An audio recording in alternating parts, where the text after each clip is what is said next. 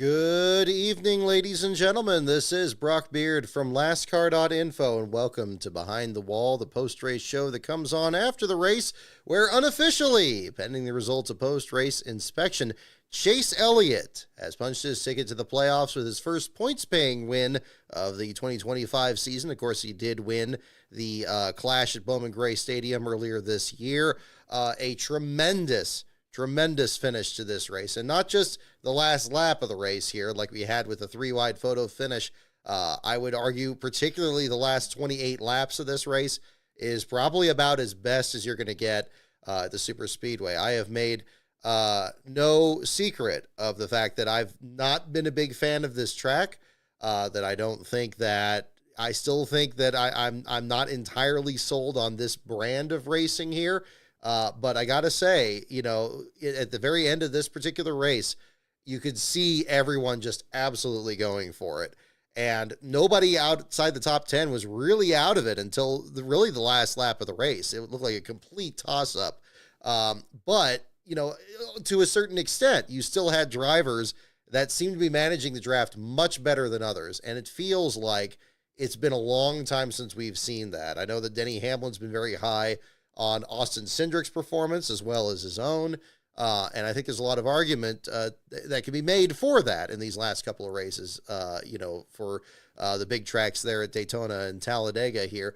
But in this one here, seeing Keselowski running this well, seeing Chase Elliott run this well, Tyler Reddick and Chris Buescher in particular at the end. And they weren't the only ones either. You had Zane Smith very much mixing it up in this one. Ricky Stenhouse was phenomenal here at the end of this race. Carson Hocevar coming back from all that damage earlier, 2 laps down at one point, getting back into contention there at the end, all of them mixing it up, put together what was, I'd say the last 28 laps of that race is about as good as it gets. It was almost too much happening. Just kind of thinking back to what happened when the super speedway racing at this particular track, the laps go by so quickly that when everybody's setting up these moves, they could barely have a chance to even describe what was happening. I haven't re-listened to the broadcast of the final laps of the race there, but I'll bet that probably all three of them were tripping over each other, trying to describe everything that was happening there at the same time. And I get where everybody is missing that at Talladega and Daytona with the fuel mileage races and so forth. Because, it used to be you would have races like this where somebody's kind of picking their way through the group and trying to work the draft to get up there, and especially up at the lead. Nobody was secure in the lead at all. It seemed like Keselowski probably had the best car there at the end. And I said on social media there, that's really the best I've seen out of him at a super speedway, certainly in the next gen era. He's had other times he followed Chris Buescher to the finish line in the August race at Daytona recently. He's been close to winning Talladega before, but it was very much like an old school battle up there at the front, the way he was able to kind of work that draft and stay up there and not just lose the draft and then suddenly drop out of contention, that he's able to leapfrog and get back up there again. Very impressive. It's a kind of race where, it's a shame that there can only be one winner, because there are so many other people that, really made a good case for themselves to distinguish themselves and pull off the win here too. I'll be interested to know, especially when we get more responses to, this race and more discussion about it here, how much of that was because of the wreck we had earlier in the race and the field being dwindled that much down, even more there at the end. And again, even then, we had the large wrecks that happened in there. It was fewer cautions than I was expecting. I was very concerned about that coming into this, because especially that 3-wide finish, which had a very, very short finish, last couple laps to the end there. I felt like that was pretty overhyped, because you had all these restarts, and it was all these like 5-lap sprints and over again, and just an absurd number of cautions. Big wreck that happened at the beginning of that actually didn't have a lot of drivers eliminated in it. Which is interesting, because that was under the old rules of the crash clock. You really only had 2 cars that were eliminated. You had Josh Williams, and then Noah Gragson only made it a couple more laps before he was out of the race. But that had a wreck in turn 1 that was about as big as we had in turn 3 tonight. But this time, even with the looser rules in the crash clock and allowing teams to be able to make repairs, and still having tow trucks bring the cars to the garage area as quick as they could, the number of drivers that fell out of the race was really quick. By lap 77, you had 6 drivers that were already out of the race from that wreck. You had others that were filtering into the garage area from there that were eliminated later, like Hamlin, Briscoe, and others. And you did whittle the field down quite a bit. And I think for me, I think after that wreck, and especially in the third stage there, and especially again, the last few laps of that, it just seemed like the racing just improved steadily over that time. That to me still makes it seem like this is a race that needs to be the all-star race. It had every element that the fans would be just absolutely thrilled by. I think the Wilkesboro attempt at it was laudable. I think it was a good thing to try to introduce the track back to the circuit and give it kind of new life and everything. But they're at opposite ends here. I think that Wilkesboro is a classic track that kind of lends itself to long green flag runs, drivers getting lapped, very easily, field getting bunched up, people negotiating traffic. It needs a long distance race. Whereas Atlanta, I think it's the exact opposite. Doesn't need to have a 400-mile race where you just tear up a ton of equipment like a classic super speedway race, and you only have a few cars left over, and then they put on a hell of a show at the end. Why not just eliminate the middleman and just have the Winston Open, have the main event? You could have it be as long as this race was. Just split it into segments and just have, put a ton of cash at the end of it there and just make them go as nuts for it as if it were a points-paying race. I don't see why that wouldn't be an attractive option there. I'm seeing some other interesting suggestions as well. Seeing another post here just before coming on the show here tonight about maybe this being the July 4th race, or maybe this being the end of the playoffs regular season, if we have to still have the playoffs. Again, other options that maybe are on the table or something like that. But, as I put in the caption here for the show here tonight, this was a finish. The last 28 laps were phenomenal racing, and I really want to hammer that first and foremost. I love it. Reminded me so much of things that I've enjoyed in other races from the past, when you have 40 cars. We had a full field, which was great in this one too. We had a full field of starters, which is very rare this year, even with the reduced field to 40 cars there. We had 4 open teams in the lineup there. But again, you had just a few drivers that really stood out and distinguished themselves. At the beginning, it looked like it was going to be the Penske guys. Cindric looked very good. Logano looked very good. But you didn't have as many passes for the lead. You had people shooting up the field for sure. You had guys like Carson Hocevar that were just rocketing through everybody else and getting into the top 10. Other drivers as well doing that. But the lead battle felt a little bit more calm at the beginning of it, whether people were just waiting for things to boil over at the end or anything. At the end there too. And again, not having caution after caution, not forcing this into overtime. I think this stretch of races, including even the Pocono race last week, which got a lot of criticism about the fuel mileage and the difficulty of passing, really shows why, a long green flag run to the finish is probably something that people should actually prefer. Obviously things happen, and you're going to have a race that has a late race restart and stuff. But that shouldn't be the thing that we hope for in these races anymore. I think that we're seeing a lot of indication for good green flag racing out there. And that includes this one here too. We've seen Shane Van Gisbergen win by 16 seconds. Yeah, we saw Chase Briscoe try to stretch his fuel and nobody could get around him on the back half of the track after Denny Hamlin was kind of closing him there. But then the other half of that here is you have a race like this, and it's very competitive, and you don't know what else is happening around there. Joey Logano was on social media earlier this week and posted a video where he talked about how competitive NASCAR is today, because the margins are so narrow that you don't have usually a large margin of victory like we had with Shane Van Gisbergen a couple of weeks ago. That usually you have a very, very tight field there. And I could see where he'd be supportive of that, because, of course, he's figured out this championship format to a T, and he knows exactly what he needs to do, when he needs to win, and what he needs to do to get there, to get to the championship 4 and potentially go for a 4th championship this year. And I think also he realizes that under the old system with other cars and other tracks, perhaps, if he had a slow day, or if he had a day that a car was just kind of off and he could only get it from maybe being a 12th place car to an 8th place car, he'd still be about 6 seconds back of the leader, or maybe even a wider margin at certain tracks. But now, if he has a day like that, it could be a 12th place car, a 6th place car, and you're right in the thick of it, because everybody else is within a split second of each other, You look at the qualifying results for this race today, everybody's within what, about a 3/4 of a second of each other, if that, from one end of the field to the other. I mean, David Starr was pretty much off in qualifying, but everybody is so close together that if you're significantly off, you can get that figured out, and there's enough time you can get back up there and actually be able to contend for the win. So I think that's another element that plays into it. And this is another example of a race that really kind of suits that deal there. Now, again, I think that there's still much to be said about how competitive things are further back in the pack and how well this translates to other tracks. But the argument coming into this race was, that this is a track that really suits this particular car. And I heard a lot of people saying that, especially after my complaints and concerns really about this race coming into it there. And again, in perfect circumstances here, they put on a show, and this was, I'd say, even better than what we saw at Michigan a couple weeks ago. I thought Michigan was probably a good contender for the most competitive we've seen these cars this year. And again, another track that really lent itself to competitive racing. But again, it's just, it is interesting because I liked that, there still were people that stood out, even with the field that bunched together.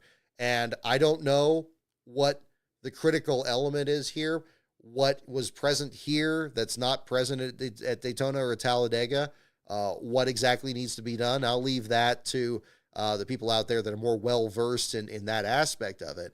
But clearly that's something needs to be figured out. It's incredible that this car and this field with these drivers at that track that has just been so wildly manipulated here with its changes here, to the point where it's even got a new branding name with the Echo Park branding, can put on this kind of racing. We should be able to get that kind of racing at Daytona and Talladega, and I don't have the answers. I'm sure somebody smarter than me can point that out. But this was easily the best Atlanta race since the reconfiguration here. I would cast it broadly over the entire race, even though I think, again, the last 28 laps were the best part of it. But again, you think about 2001, you think about the great finish between Kevin Harvick and Jeff Gordon at the end. That last run was the best part of that race too. And there were little hints of that in this battle. It almost felt like watching kind of what you had at the end of that 2001 race with 5 or 6 guys up front and all of them, running really well. But it was on fast forward because everybody's so much more tightly bunched together and the passes are much more aggressive and much quicker to make. And it was almost disorienting to watch because it happened just so quickly. But again, I think that makes it a great contender for the All-Star race. I think for a long distance race, it's a little bit absurd because I think a big part of the reason this was successful was probably that big accident that happened earlier and the other drivers being eliminated and having an unusual cast of characters at the front of the field there. And I think that played into it. Would it have been the same at the end if you had maybe 30 cars still on the lead lap and up there? I don't know. It seems like from a lot of these other races that we've had in the past, because I know BJ McLeod has always had some bad luck or another where he's on the lead lap 2/3 of the way in the race. Some wreck happens on the backstretch. He gets eliminated. Thankfully, in this case here, I believe he had a much better finish. He was in the top 20 there towards the end.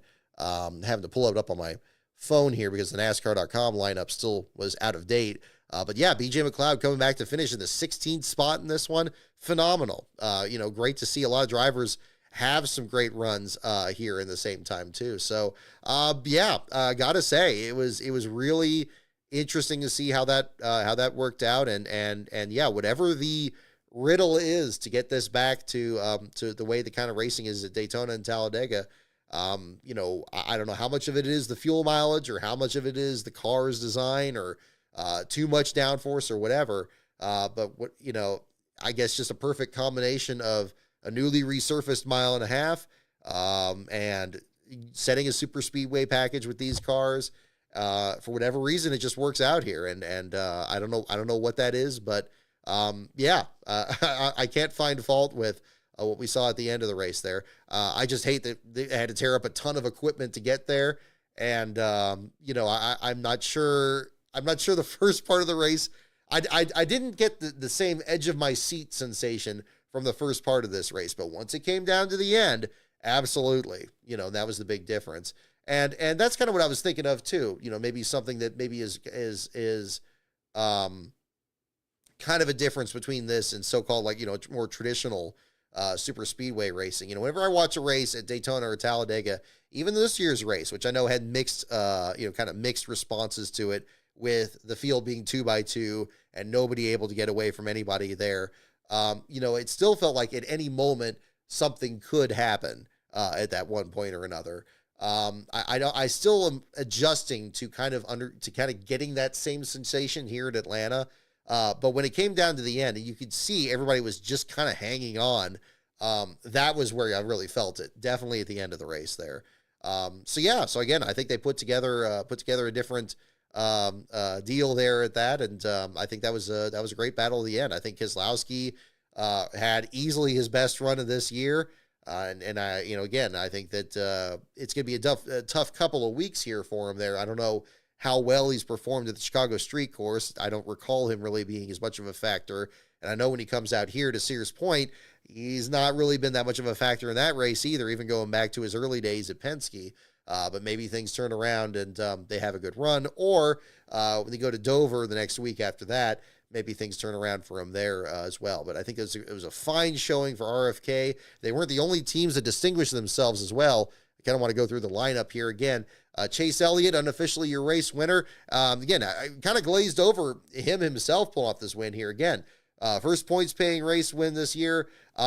Worlds apart, I would say, from that win there over Corey LaJoie a few years ago at this kind of race. I was much more impressed with the quality of racing that he had at the front of the field and the strategy that worked out. And there's already people talking about Alex Bowman and whatever factor he played into this too, about who he was going to draft with and who he's going to kind of leave out to dry there at the end. But regardless, Elliott worked it very well. He was getting the lead several times in the closing stages of this race. He was easily one of the four best cars at the finish, and he put together a wonderful performance on top of the fact that he'd, up to this point, been ranked as the top driver that hadn't won a race this year, that had a really consistent season. If he had a full season championship points, he'd be right up there just on his sheer consistency, and this win would just kind of add to that bonus there at the same time. But Brad Keselowski in the second spot, Alex Bowman in third, Tyler Reddick in fourth, and Eric Jones, not really as much of a factor in the closing stages of this, but kind of worked his way up there and got into the top five. Best run he's had since Nashville. Fine job for him. Legacy Motor Club, both their cars were in the mix all day. John Hunter Nemechek getting some criticism about the wreck there on the back straightaway into turn 3. I'd argue that maybe Todd Gilliland had just as much of a role in what played out there. It was just a racing deal. You had a stack up there in the high lane, and there was nowhere for anyone to go, and one person twitches this way or that, and then suddenly you've got the entire field wrecking as they're setting up into a corner and can't go anywhere. Just a mess in that deal, but regardless, one way or the other. And Ricky Stenhouse Jr., sixth place, fantastic runs he was doing. That move that he made in turns 1 and 2, when he was ducked down on the apron, just on the verge of going out of bounds, and challenging to go from about, fifth to second. Just a phenomenal run. He could have very easily pulled off this win, and indeed was looking very good. Zane Smith and the Aaron's Dream Machine, finishing in the 7th spot there for Front Row Motorsports, was phenomenal again. And I'm running out of adjectives for this. He was great at this whole third stage. He was right up there. Picked right up where Todd Gilliland had those great runs in the 38 there as well. Looked like maybe he was going to be able to pull something off. Ty Dillon in the 8th spot there at the finish. Thank goodness he's been able to get a great run after he's had so many slip away. Seeing him run out of fuel at Talladega, seeing him have struggled just outside the top 10 at Phoenix. I think he had a pit road issue there or something like that. He is really outperforming that Colleague Racing entry. I think a number of times shown himself to be even better than Allmendinger in some of these runs here on the Cup Series side. So good to see him get a great run there. Chris Buescher in that Cinnamon Toast Crunch paint scheme. Some are saying that paint scheme's overhyped. I still think it's really good. I might pick up the shirt when we go to Sears Point. I don't know. I think they did just a fantastic job on that scheme. And Buescher looked just as good as he's been in his own developing super speedway career, being a past Daytona winner in the 400-mile race there, and really showing the diversity of his own resume and how good he is. Different tracks, he was right up there. Could have been a top 5, but it just got so crowded up there, got slipped back there at the end. And Carson Hocevar with the right front tore up from the big wreck there into turn 3. Looked like he was going to be done for the day. Lost 2 laps. He was even further behind than Bubba Wallace. And some of the other drivers only lost 1 lap for that altercation, but ahead of many other drivers that dropped out of the event there with crash damage. Again, Denny Hamlin, Chase Briscoe, Austin Cindric, Joey Logano, so many other drivers involved earlier in the race. Great job of the Spire team to get him back up there. Battled well back into the top 5. Maybe just, again, the damage was just a bit too much, kind of like what we saw with Jesse Love in Saturday's race. Didn't quite shake out for him there, but I think did a fine job there. Connor Zilic, I thought he got the nose stoved in on the big wreck there. He almost got a top 10 in what is only his 3rd or 4th Cup Series start. Just remarkable on top of the performance he had in the Xfinity race. Great run there for him in the Red Bull machine, the number 87. AJ Allmendinger in 12th. Cody Ware in the 13th spot there. Had been running in the 39th spot for most of the first stage there. Him and Stenhouse there at the back of the field. Was able to escape the wreck there and get up there and have a good run. Ty Gibbs in 14th. Gibbs looked like he was potentially going to be able to, again, pull off his first win. I would still list this in this streak of great runs he's had, like at Pocono and at Mexico City and Michigan, where he just looks so good. And I'd say that streak keeps going. I don't know if that's going to continue into the next 2 road courses here. I think that's going to be a little bit tricky for him, depending on what he does on the Xfinity side and how much that helps, if any. But we'll see how things shake out there. But again, I thought he did a very fine job, was a solid top 10 contender. Again, things just got too crowded up there. Ryan Preece had some damage, came back from that, finished in 15th. BJ McLeod mentioning his 16th spot. Larson, McDowell, Custer, and Dillon rounding out the top 20. Those drivers not really as much of a factor, including Larson after the initial incident there, but drivers able to kind of stay back up through the field there. But again, fine runs for many of the contenders up there at the same time. Your last place battle was a little bit different. This time around, David Starr had some issues at the very beginning of this race.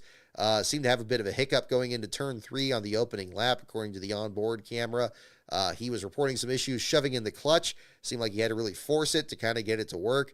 But regardless, the 66 car had lost a lap at the very beginning, lost a second lap before the end of stage 1, came down pit road for adjustments, apparently fueling the car, resulted in a penalty that offset his lucky dog that he was going to earn from that, and ended up 2 laps down. Then was trying to get those laps back through the big accidents that happened afterwards. Even though he did end up with another altercation there before the end of the race, and had a cut tire and spun through the grass there at the beginning. 29th place finish for Carl Long's team. Just a bit of survival there and getting a decent finish.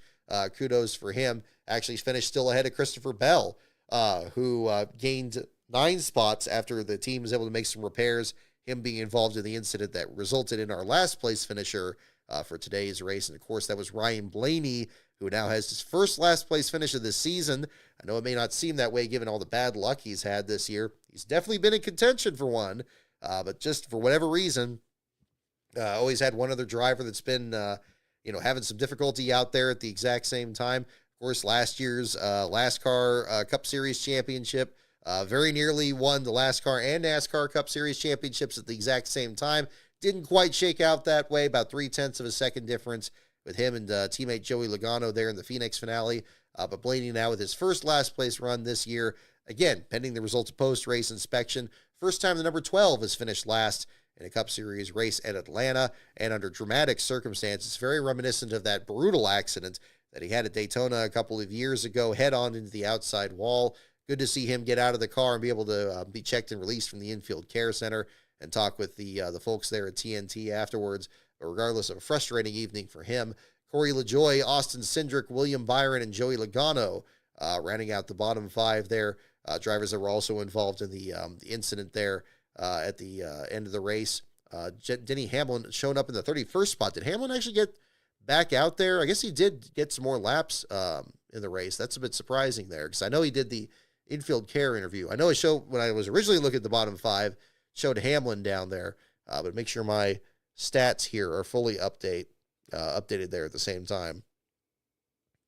But yeah, another brutal afternoon there for Ryan Blaney. Rough deal for him. Hate to see him struggle that much. I'm seeing it already get mentioned in the chats here at the same time with the issues that he's had. The unprotected wall at Nashville a couple of years ago. Yes, the wreck at Daytona a couple of years ago as well. And then the 3 last place runs he had last season. Yeah, he's had more than his share of these altercations there. Hopefully it'll be a sign of maybe getting all the bad luck out of the way before more of the good. But again, kind of looking at the other finishers down there. Another driver, I'd say one that really kind of missed the cut here. Well, a couple of them, really. I mean, John Hunter Nemechek, I'm seeing him in 26 at the finish. I don't know what on earth happened to him. It seemed like he was in the top 10 there right with Jones, but things just kind of came apart there at the end. So rough deal there for him. And another one for Riley Herbst, too. He took the lead. He had I'd say probably the escape of the race when he went down to the apron and pretty much was about the only driver from about 11th on back that wasn't involved in that big wreck on lap 69. He got back out through there, came through on the apron, car without a scratch, came up there and took the lead, was still among the leaders, and then the car just snapped loose on him, got into the outside wall, and the race just kind of undid itself from there, ended up multiple laps down, came back on the track after some repairs, ends up with a 28th place finish. But yeah, I mean, what could have been, especially, maybe making the Rookie of the Year battle go on to the next round. Of course, with the new rules and the playoffs that are in there now with Shane Van Gisbergen winning in Mexico City, Herbst needs to win just to keep that battle going to the end of the season. And who knows how far that's going to go there too. So difficult deal there at the same time. Okay, yeah, so Hamlin did get back out there. Okay, that makes sense. Try to get the best run, because pretty much you could gain 9 spots just by running about 10 or 15 laps. So again, kudos to the Joe Gibbs team for getting both Bell and Hamlin back out there. I guess Briscoe's, there was the interview that he gave there saying that I guess there was too much chassis damage for him to get back out there. He was retired from the race about 10 or 15 laps after most of the drivers wrecked in that incident. Ended up dropping back out of the race there. Briscoe ends up in the 35th spot there. Joey Logano's damage was monstrous there to the 22. That thing, I don't know how he was able to drive that thing back to pit road after the damage that he had suffered there at the same time. So kind of an interesting way that all of that had shaken out there at the same time. So yeah, again, I don't want to repeat myself too much there, but again, great battle to the finish. Class, again, easily the most entertained I've been by an Atlanta race here since the reconfiguration. Again, I'm still adjusting to just the speed at which that stuff happens. But I can't find fault with anything that happened there at the end of the race. I hate that there were a lot of equipment that was torn up. I think that maybe making it the All-Star race would fix that issue.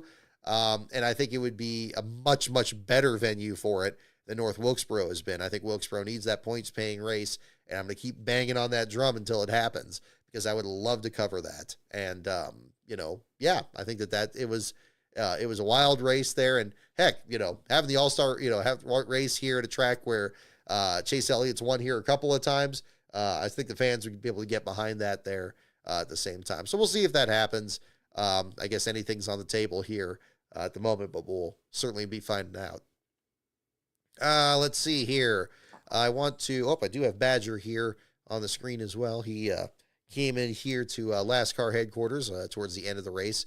I do want to talk about the broadcast as well, because this was a big weekend there at the same time. I guess we could talk about the bracket at the same time. The original caption I had for this was going to say no one cares about your bracket, but I felt like that was a little bit too mean-spirited, so I decided to go with more focusing on the race itself. But honestly, it was interesting to me that that they even seemed like the broadcasters were having trouble shoehorning the bracket into what was already objectively a competitive race, and people just kind of seeing who was battling for the win, which is enough. I mean, battling for the race win and who's going to actually pull it off, that should be center stage. And I think it's another thing that's great about this latest stretch of races we've had. I'd say probably at least since Michigan.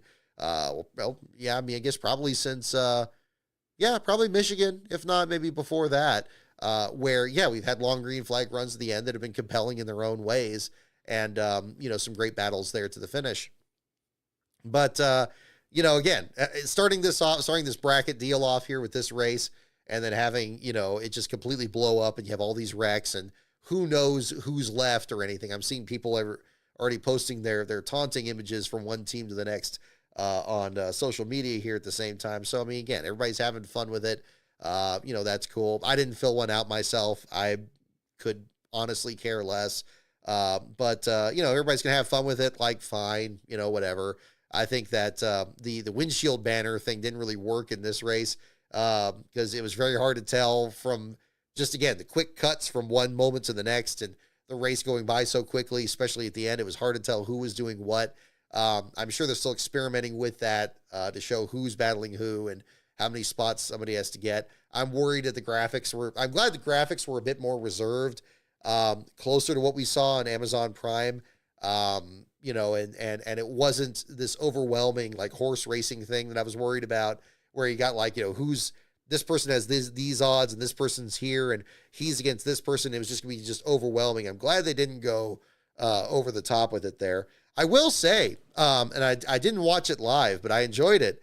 I liked the promo they did with Ludacris at the beginning. That was a nice touch there, especially for Atlanta, his home venue there, and tying in the other races coming up. Similar to kind of what we saw when Amazon Prime came in and they had that opening with what was it, Fogarty there, and doing the up around the bend deal and showing kind of the scenery of the other tracks that were coming up. I like that the opening to this brought up the other racetracks coming up here for this stretch run of TNT's portion of the schedule. I thought that was cool. I thought that was a perfectly good promo there. It was enjoyable. Playing Move Bitch in the background was fun, so I appreciated them doing that. I didn't think they'd go for it. I was thinking, ooh, they're going to do that because that would be, the one thing I knew coming into this race in particular, this is definitely a track that probably more than any other rewards over aggressive driving. I think, it's the opposite of like a Darlington or something like that, where you just, if you overdrive it, you're just going to put yourself in the wall and take yourself out of the race. And I think it's probably why a lot of people really enjoy this race is because, it actually rewards being over aggressive, even more than a short track would. Because, you could be over aggressive like Brian Vickers was at Martinsville in 2011 and just completely destroy your car along with everybody else. And, what good's that going to be? But in this one here, we saw Chase Briscoe and Chase Elliott slam doors so hard they put a donut there on the 9 car.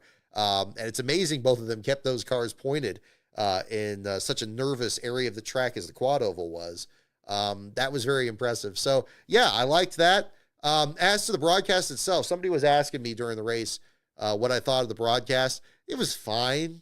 It was unremarkable. I mean, again, it's the exact same thing. It just made me wish that they tried something different to make them really stand out. There's a little bit there. I liked getting Alan Cavana there on pit road. I think he's a very underused personality there in the sport. He's always been hustling very good in the garage area. I run into him all the time. Seen him back at Mo Sport a few years ago. And it has a good eye for, what's going on out there. And I liked when the big wreck happened in this race that you had him and Marty Snyder over there actually following up on what was going on with these different drivers and what was happening. They were doing a great job. I thought the pit reporters did a solid job there at the same time. As for the booth, it's Adam Alexander again, and it's like we don't have anything different. Like they couldn't put Eric Brennan in for this portion of the schedule just to give him a shot at doing some cup races here. Why does it have to be Steve Letarte-Dale Jr. and Adam Alexander again? It's like, what's the point of having this whole other branding with a different network if you're not going to do a lot of things different? If you're not going to, it's not just that you're doing different venues. It's like, it should be that, you're kind of use this as an opportunity to really experiment with the TV broadcast, to do something different, to create your own identity. Again, that was one of the greatest things. By the time we got to the year 2000, right before the Fox and NBC thing took over, you would have TBS have a very different feel from CBS, which was different from TNN, which was entirely different from ESPN, even though ESPN had the large part of the schedule. And that was great. They had their own personalities. There was some overlap a little bit. I know that ABC did some races, but that basically used the ESPN group, kind of similar to what we have here with the TNT and Amazon Prime deal. But I really think that it's been the elephant in the room that's not there. It's been the one thing that they've been reluctant to do anything really crazy with. And we saw Prime do a fantastic job, even with a pretty much like established booth. Like what they did with the post-race show with Edwards and LaJoie was great. What they did with the commercial-free segments at the end of the race was really good. Yeah, that was great. What they did with the burn bar, tracking fuel mileage for, really critical races that had that element in there, like the Pocono race, that was fantastic. And it really made the strategy more easy to understand. It really made the stories easy to understand. At what was a really pretty wild assortment of racetracks here. TNT's portions could be right up there too. But, again, this felt like a bit of a regression on the broadcast side. We had some of the same like Fox camera angles. Again, not really a memorable broadcast like moment, I would say, from this booth. Not one that really stood out too much. I'll re-listen to the finish at some point here. But I mean, at the moment, it didn't really kind of stand out too much. It was kind of more or less the same. And I thought that was a little bit disappointing. I don't remember some of the graphics, I guess, were okay. I mean, the leaderboard was about the same as Prime's, which is about the same as, the other networks, where it's just kind of put to the left side of the screen. I was hoping for something maybe closer to kind of what the CW does with the leaderboard at the bottom of the screen, and thought we were maybe going to have something like that. But didn't really have as much of that there. So again, it was fine. It's just nothing remarkable yet. It didn't feel like more of what Prime was. But again, I'm not watching the post-race show. Maybe some of you guys are watching it. If it's still going now here after the show, I decided to go ahead and just jump into this here after the race, just because it's late enough already for those of you on the East Coast. Yeah, it's not exactly, it didn't really grab me too much on that. I think it would probably was kind of the weaker part of this element here, because it's just like, oh God, it's just Adam Alexander broadcast. He's already doing Prime, he's doing TNT, and he's doing the CW. I mean, make your money. I get it. Hey, if you get to be that guy in demand and you're everywhere, God bless you. Do your thing, go out there and make the most of it. But I'll tell you what, like, McMurray and Kligerman were pretty quick to be saying like, oh, we like the old Atlanta track, but you fans probably didn't like it. You fans hated it. You probably like this. It's like, well, let's not throw that out at the exact same time there too. I almost tweeted something about that, but it's like, come on, that I don't know if that was worth it, but let's not get too excited here. Let's not pretend that the Atlanta 1997 to 2021 model didn't have some fantastic racing out there, and that the track that happened before 1997 also didn't have its own unique level of competition there at the same time. So again, I wasn't that impressed with TNT. Some of the exterior elements that distinguished itself, the things I liked the best were the things that were different. The Ludacris promo, Alan Cavana there on pit road. I didn't watch the simulcast with Larry McReynolds and Jeff Burton. That just didn't look honestly very interesting from what they were showing. It looked like the two of them were just kind of just sitting there, and it was kind of awkward. And I'm like, well, I mean, I didn't really watch like the Manning versus the Manning cast kind of thing during Monday Night Football or wherever. So I haven't really watched that as much. I don't know if anybody that did watch it here in the chat, definitely make sure to mention it there. But I don't know. I wasn't really that crazy about it. I wasn't really that compelled to watch it. We'll see what we get. I mean, maybe by the time, for Chicago next week, and then going out to Sears Point there for the trackside coverage the week after, maybe I'll look into it there. But some of the reports I was seeing on the discussion there wasn't too encouraging from what that was there. So again, I applaud them for doing something different. Maybe in the long term, it'll be something interesting. But again, that didn't really speak to me at the time, especially if I got all these windows already open with the leaderboard, the Max onboard cameras, and then the broadcast there. Anything more than that was going to be just entirely too much. I can't, I'm still old school enough that I can't look at that many screens or listen to that many things at once. But we'll see. That kind of reminds me of like election night, where I had like about 6 different podcasts, tried to listen to them at the same time. And then I was just like, okay, no, I can't do this. Let's boil it down a little bit more. So yeah, again, it was fine. It wasn't bad. I'm not going to say it was a bad broadcast, because that's not fair. I think it was elevated by the race itself for sure. And maybe those differences are going to be standing out more in these next couple of races. We'll find out. But, the bracket isn't a big enough difference for me. I think that's pretty mundane, and I think probably everybody's is blown up from this race anyway. So honestly, I'm fine with that. Just kind of setting in the background. We're going to get to Indianapolis, and it's going to be between like Riley Herbst and, Kyle Larson, and then we're going to be like, okay, well, who's going to beat who? I don't know. So, who cares? But I don't know. That's on me. I don't really, I'm not interested in it, but I'm not really the market for it. So I get that some things are like that here. And the advantage with NASCAR, as I've always said, there's any number of ways you can experience this sport. And if one aspect of it isn't interesting to you, you can ignore it completely and it doesn't change anything. And that's the wonderful part of it. So, so that was that too. So again, interesting deal there. Great race, great finish. Good start to the TNT thing. But again, nothing's really wowing me yet, but maybe things will change down the stretch right here too. This is different, however, from what we had in the Truck Series race. And yes, I do want to talk about that. I do. So, question. When you have a Truck Series race that is running at a new venue, an inaugural event with a passionate fan base where your network's biggest play-by-play guy, grew up there and, knows everything about the racetrack and, cut his teeth out there and is at the track that weekend, ready and willing, that being, of course, Mike Joy, to call this race and bring it up. What are you going to do? Oh, you're not going to have him in the booth at all. You're going to have a remote broadcast and have the same Jamie Little deal there. That's just, it's not good. It's not good. It's terrible. And then you have a challenging race on top of it where Corey Heim is leading the entire race, where it's a clinic and you have to be resourceful with what's happening.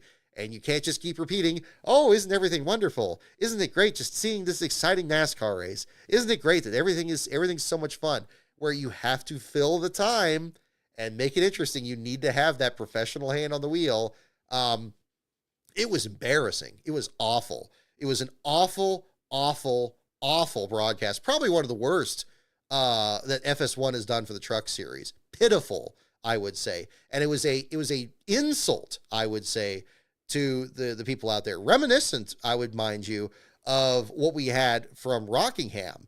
Again, going out to that race earlier this year and seeing how much that area was activated and excited about NASCAR coming back out there, not caring that it's not the Cup Series out there, but just having this big event that they're genuinely excited about, and these long dormant businesses and so forth, getting a lot of, tourists and stuff, like Lastbro and myself coming out from California to go see it, and we're having a great time and enjoying that. I imagine that was the exact same atmosphere at Lime Rock, and you have the fans up there. You already know that they have a dedicated fan base up there from the fans that come out to see the action in New Hampshire, and they're still, dealing with the fact that they only have one Cup date there at the same time. But again, I can't believe how ill-prepared and how many things they just kind of let go by during their broadcast this weekend. It was terrible. It was absolutely terrible. They should be embarrassed. There was so much to talk about in this race. And again, yeah, I know it was a dominating performance by Corey Heim. You knew coming into this with his road course background and the fact that he's easily the best guy in the Truck Series and has been for the last few years here, that he's going to be a favorite to win. Well, then you got to look through the rest of the field. Look, you had 4 or 5 different drivers that were making their first Truck Series start out there with, you got you have a 16-year-old out there. The Mayer kid, where was he on the list here? Ben Mayer finished 18th in this race, is one of the biggest prodigies in road course racing there. And he's 16, 17 years old out there, gets this opportunity to drive for Young's Motorsports, and he's starting this race. You got a Super Trofeo driver here, Wesley Slimp, participating in this race. You got Dale Quarterly, who's been around forever, competing in this sport in the 32nd spot.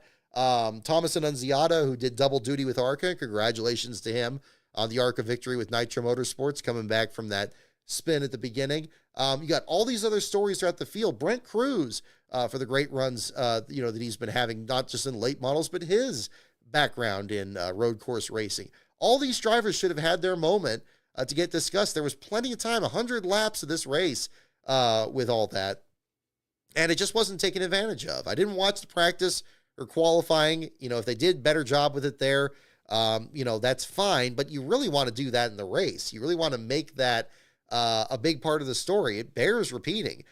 They had a very, very interesting entry list for this race with a lot of locals there, and you had Mike Joy right there that could tell you so much about the history of the track. They gave him not even 2 minutes to talk about what was, the sports history there and all these interesting moments, and he was brutally underutilized.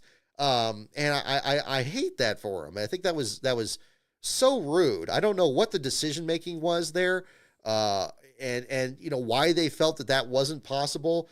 But just a mistake, just a real big mistake, and I don't entirely understand that there. When time and again Jamie Little has shown that she is just not very good at broadcasting these truck races, and that's so much worse when you do a remote broadcast, and it's even worse than that when you're doing it where it's an inaugural event or an event that's getting brought back to NASCAR after a long absence like Rockingham. It's all got to come together there, and it was all there ready to go, and it was so lackluster. And again, it wasn't the most exciting race, at least not the way they were showing it. God knows what was happening further back in the pack, because we never got to see it, because the production side was also terrible. We had all these tight shots of, I could see the individual squares on the grill of Jordan Taylor's truck, on the number 7 truck, but I couldn't tell you at all what was happening with, the trucks further back in the pack.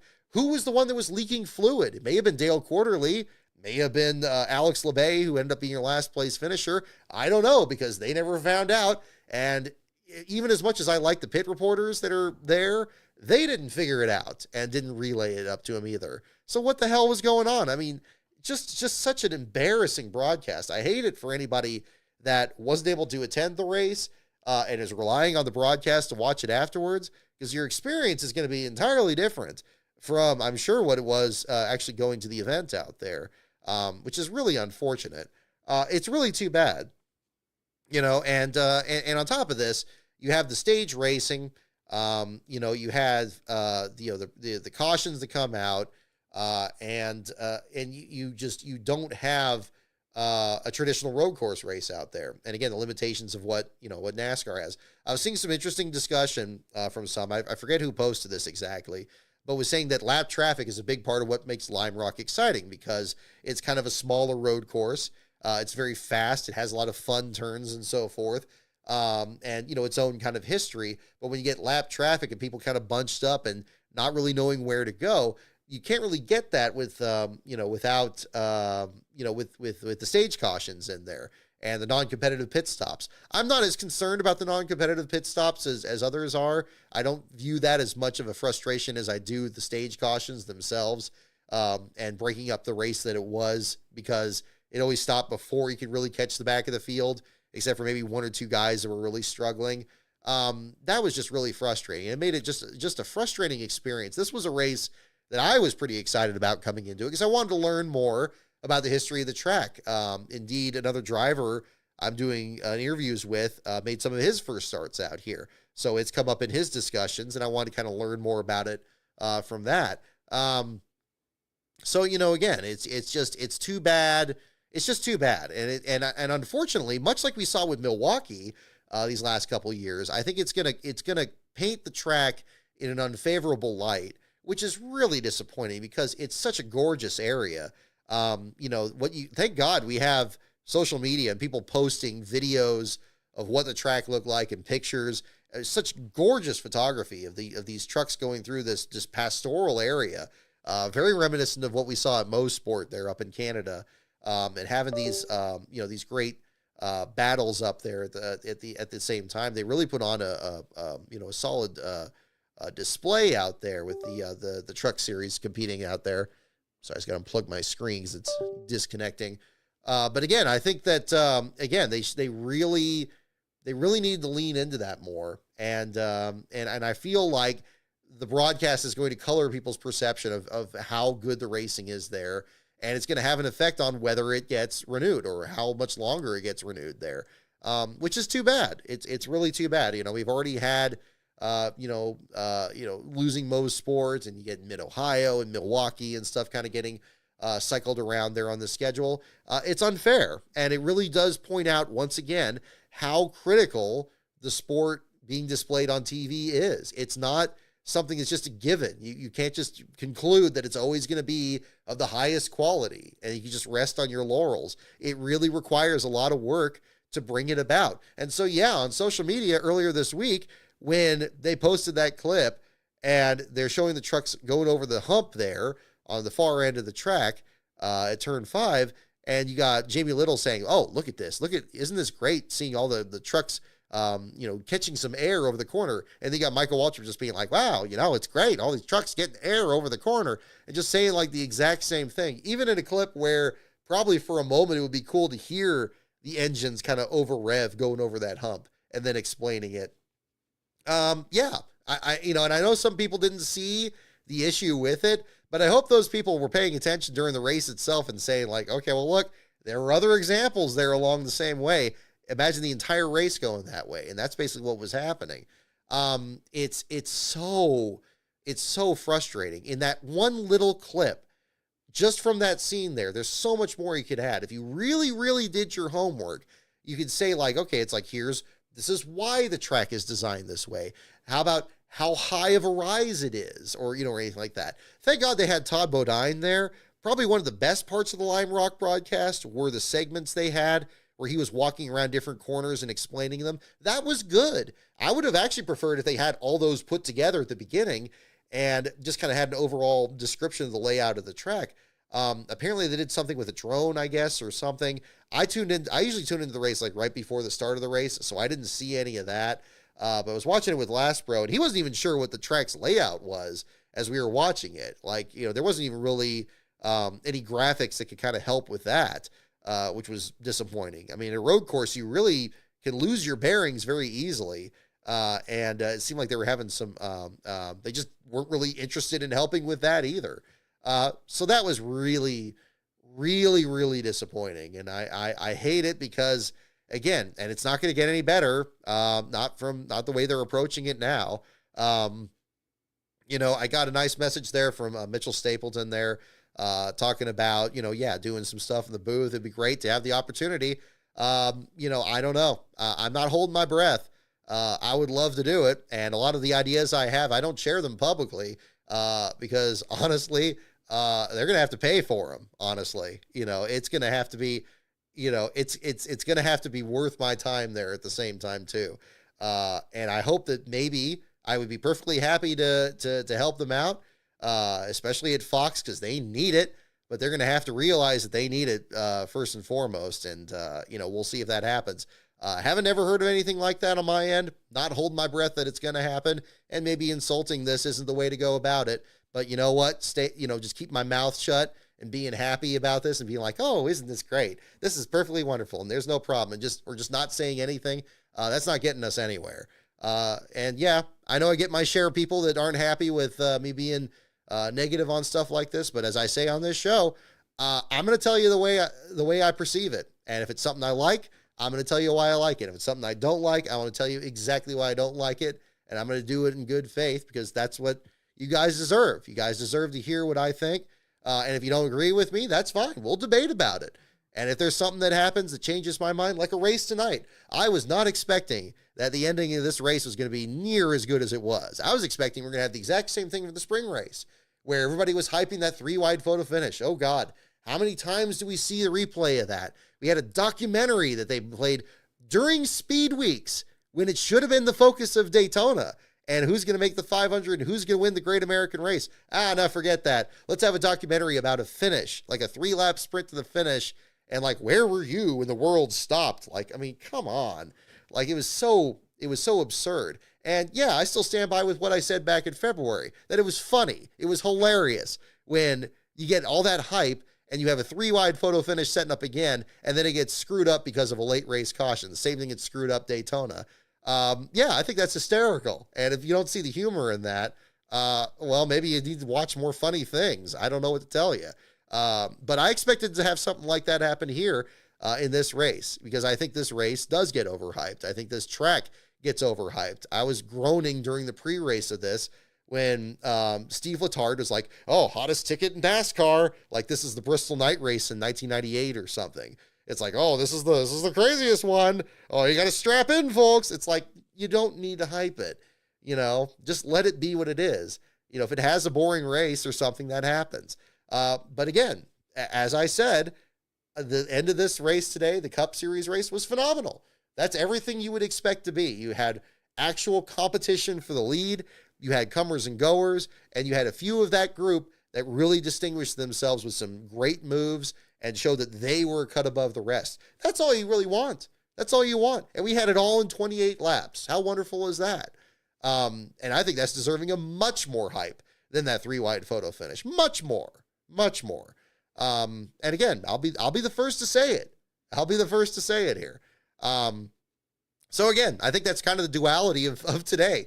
We had something that was just objectively awful in the broadcast of that Truck Series race, and something that was objectively just fantastic in the finish of this Atlanta race here today. And then somewhere in between, I guess you could say, is the Xfinity Series race. I don't really have too much to say on this, other than congratulations to Nick Sanchez for pulling off the win there, and Big Machine Racing, finally getting their first win with a non-Cup Series guy in there. And I guess cold comfort after Parker Kligerman got screwed out of both his first Xfinity win and an advancement in the playoffs at the Charlotte Roval last year through the most ticky-tacky of ticky-tacky late race cautions. But again, kudos to Sanchez there for pulling off the win. He's been a threat through this year. Again, I think they had a decent battle at the end of that race. Certainly, Leland Honeyman stole the show in that one. My goodness. Fantastic run for the Cope family racing team. Best we've seen Honeyman since Daytona. They were trying to get a good shot at winning back at the track that, of course, the team owner won at in 1990. But Honeyman looked like he was going to be a shoo-in for a top 5 at least in this race, and maybe really turning things on their head with a win. Didn't quite work out, but he had the save of the day when he and Dean Thompson came together in turn 4 and just kept those cars pointed in the same direction. That was great, and probably pretty much everything that happened after that incident was easily the best part of that Xfinity race there too. I think in that one you had weather in the area, you had a ton of cautions. It's not always, it felt like much more a game of red light, green light, which has been the big problem with Atlanta. For some reason, it's been more of a problem in Xfinity than it's been in Cup, although Cup has definitely had that happen too.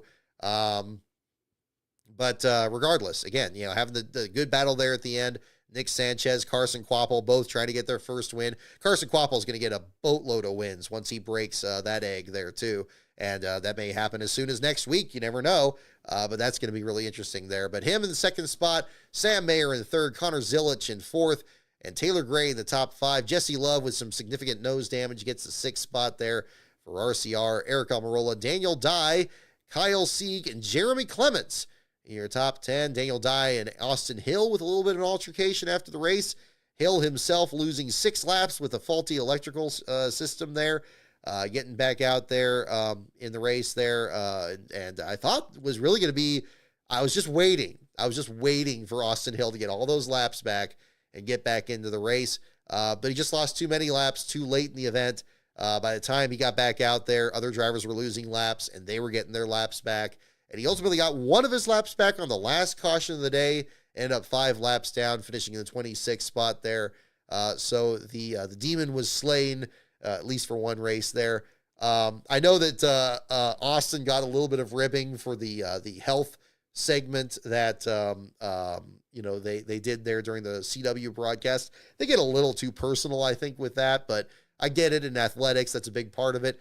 But I took some comfort that Austin Hill is basically built like me, that he's 6'2", 240, and he doesn't like running. It's like, well, I'm pretty far from my fighting weight back in college there myself. So, but dude, Austin Hill, he's a big dude. I would, that kind of puts it all in perspective there too. I'm kind of surprised they went with that too, because maybe the person that produced that segment is probably probably not having a good time either. But again, Austin's really good at Atlanta. I guess he's our Jimmy Spencer now. You could probably look at it. We kind of needed another one of those. And Spencer was good at the super speedways too. I never thought of Hill in that same sense.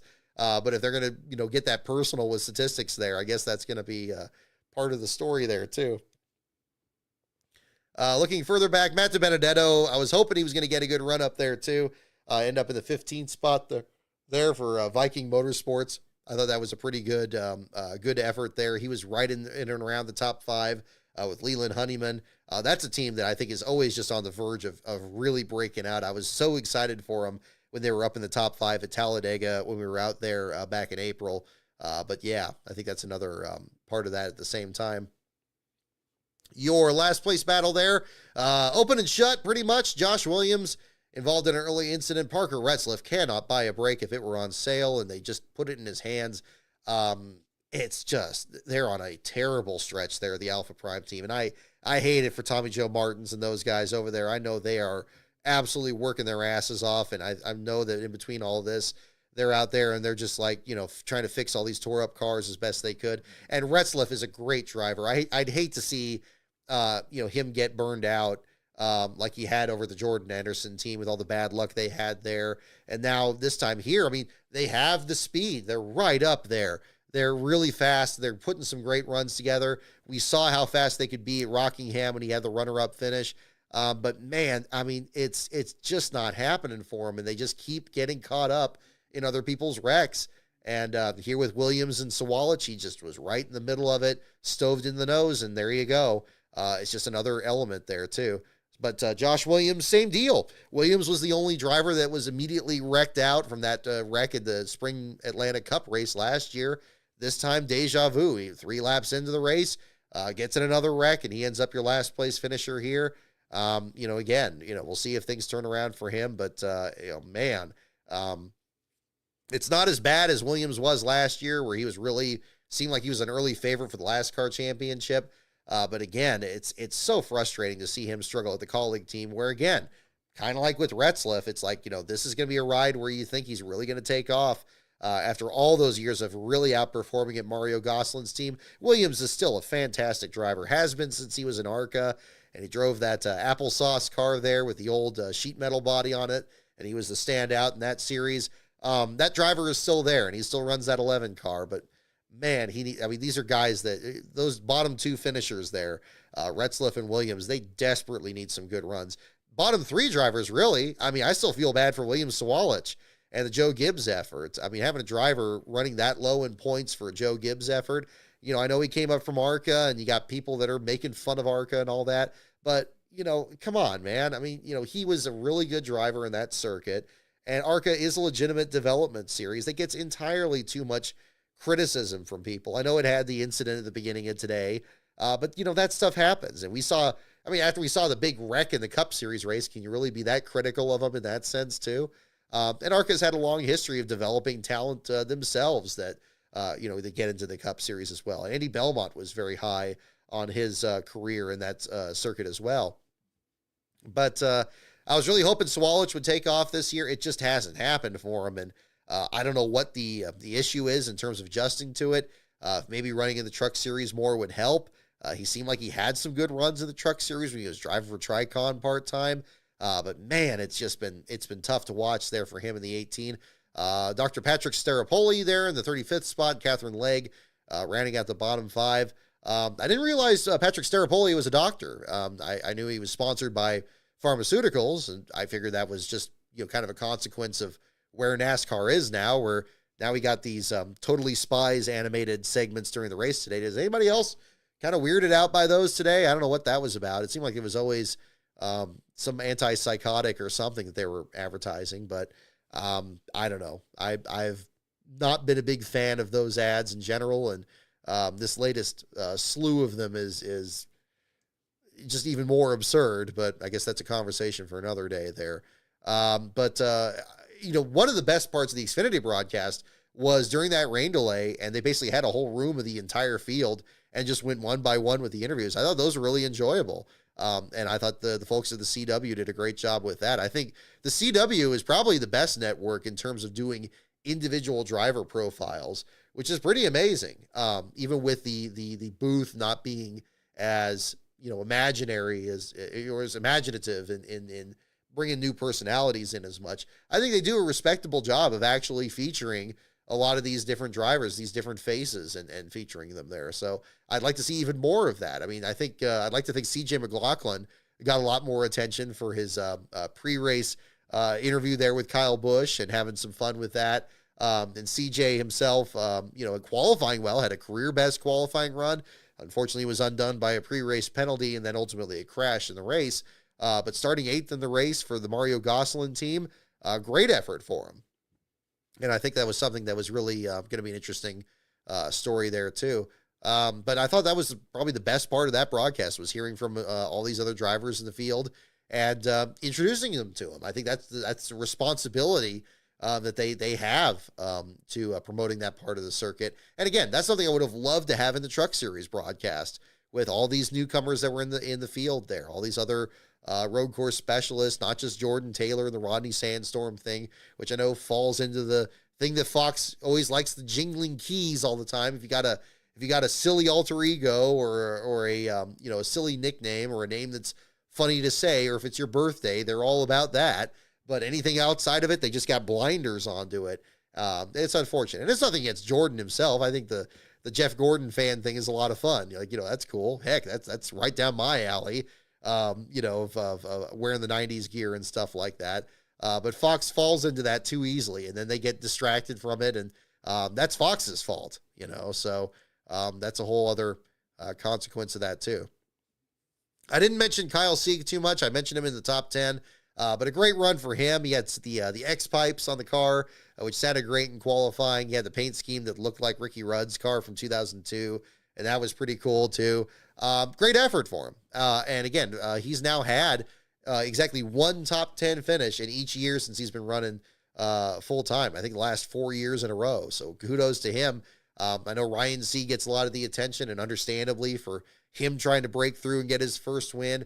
He and Sheldon Creed, but Kyle Sieg is really closing the gap, and every once in a while he's right up there. And that I've interviewed him myself. He's not satisfied with just a strong run. He wants to get up there and win just as badly as any of the other drivers up there. And the RSS racing team is closing in on that. And maybe one day they're gonna have their day in the sun. Not just again the Eric Almirola win in the 28 car there, but something closer to what we saw with Nick Sanchez here, where it's a developing talent and actually having a win. I'm sure Scott Borchetta is happy that they won before with Tyler Reddick, but I think this win with Nick Sanchez, a developing driver, that's going to be in the playoffs there, it's even more meaningful. And maybe RSS Racing will have that one day with some of these other teams there at the same time. So we'll see how that all shakes out there. But again, it's a little bit of everything here this weekend at the same time there. Looking at the Truck Series results here, again, a lot of these other performances through the field, I don't know if these even got mentioned there. Cam Waters with the 5th place finish there. Josh Bilicki for the Nice team getting the 7th spot. Kudos to him there. I know he's had a lot of experience at Lime Rock and his other road course runs. Brent Cruz in the top 10 there in 8th. And Grant Enfinger, Caden Honeycutt just outside the top 10. A bit of an altercation towards the end that dropped Honeycutt out of what would have been a good run there. But yeah, again, all these other drivers that were in the field there. You got William Lambrose, the Skip Barber instructor, driving for Josh Room's team there, finishing in the 27th spot. Again, Quarterly, Wesley Slimp, Alex LeBay making his first ever Truck Series start. Unfortunately, it pretty much ended with a rear gear failure. And really didn't get any other information from that. And that's the other issue that NASCAR itself needs to figure out. We really got to get back to the point there where you can have access to the officials' radio channel and the driver channels for standalone races. I'm sure there's some logistical issue that's keeping them from doing it. That's something that's present at the Cup races that just isn't elsewhere.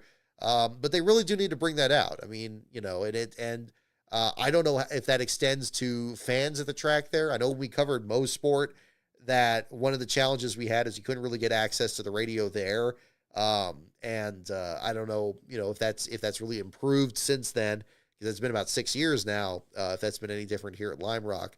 But they got to get something worked out with that because, at least that would have made it an even more enjoyable race and actually following what's happening through the pack and what's happening in the garage area too. They had drivers that were dropping off the pace left and right there at the end.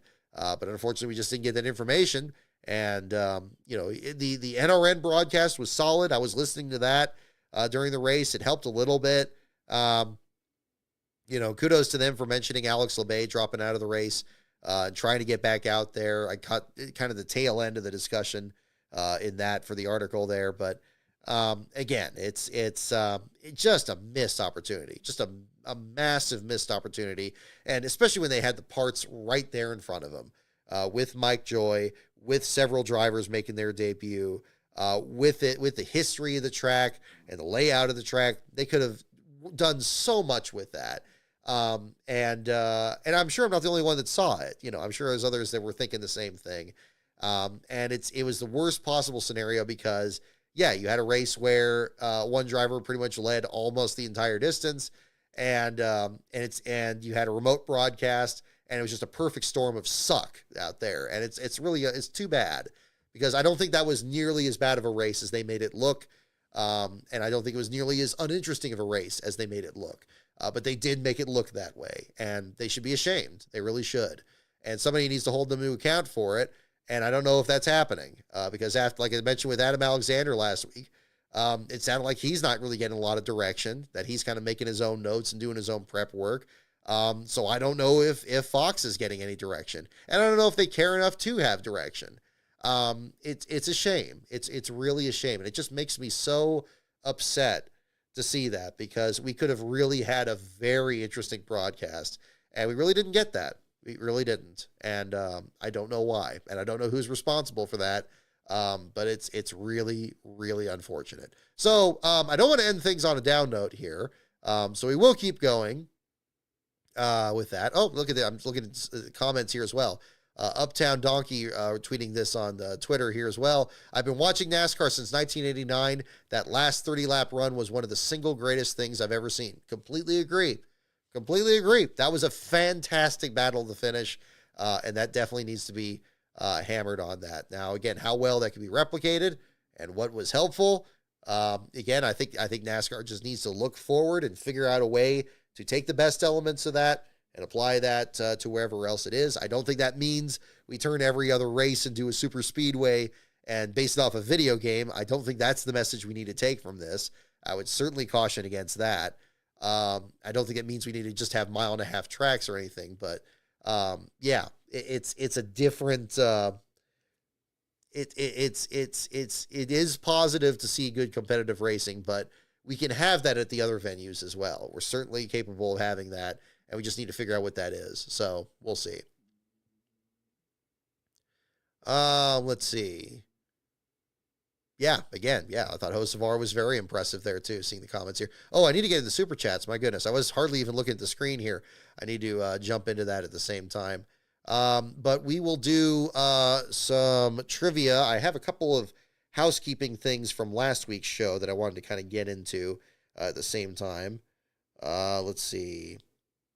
Oh, I do have one other note here. Well, I have a few other notes. So I liked the bracket tour ad, much like we had with the Ludicrous segment tonight. I love the one that Ryan Blaney did this week. I thought that was enjoyable, even though, again, I'm not sold on the bracket. I can take it or leave it, but the way he promoted it, the way that, all the little, it reminded me of a Bruno Raphael comic. It reminded me of the Comics by Bruno deal where, there's the little Easter eggs in there referencing it. I thought that was very well done. And it was fun to see that in video format. And I loved seeing the drivers play off each other. My God, we need a lot of that. Used to be you had the Coke Racing family, and they would, they'd be in a minivan together, or they'd be playing with radio-controlled cars together, and they'd all get a chance to kind of show off their personalities. We need more of those.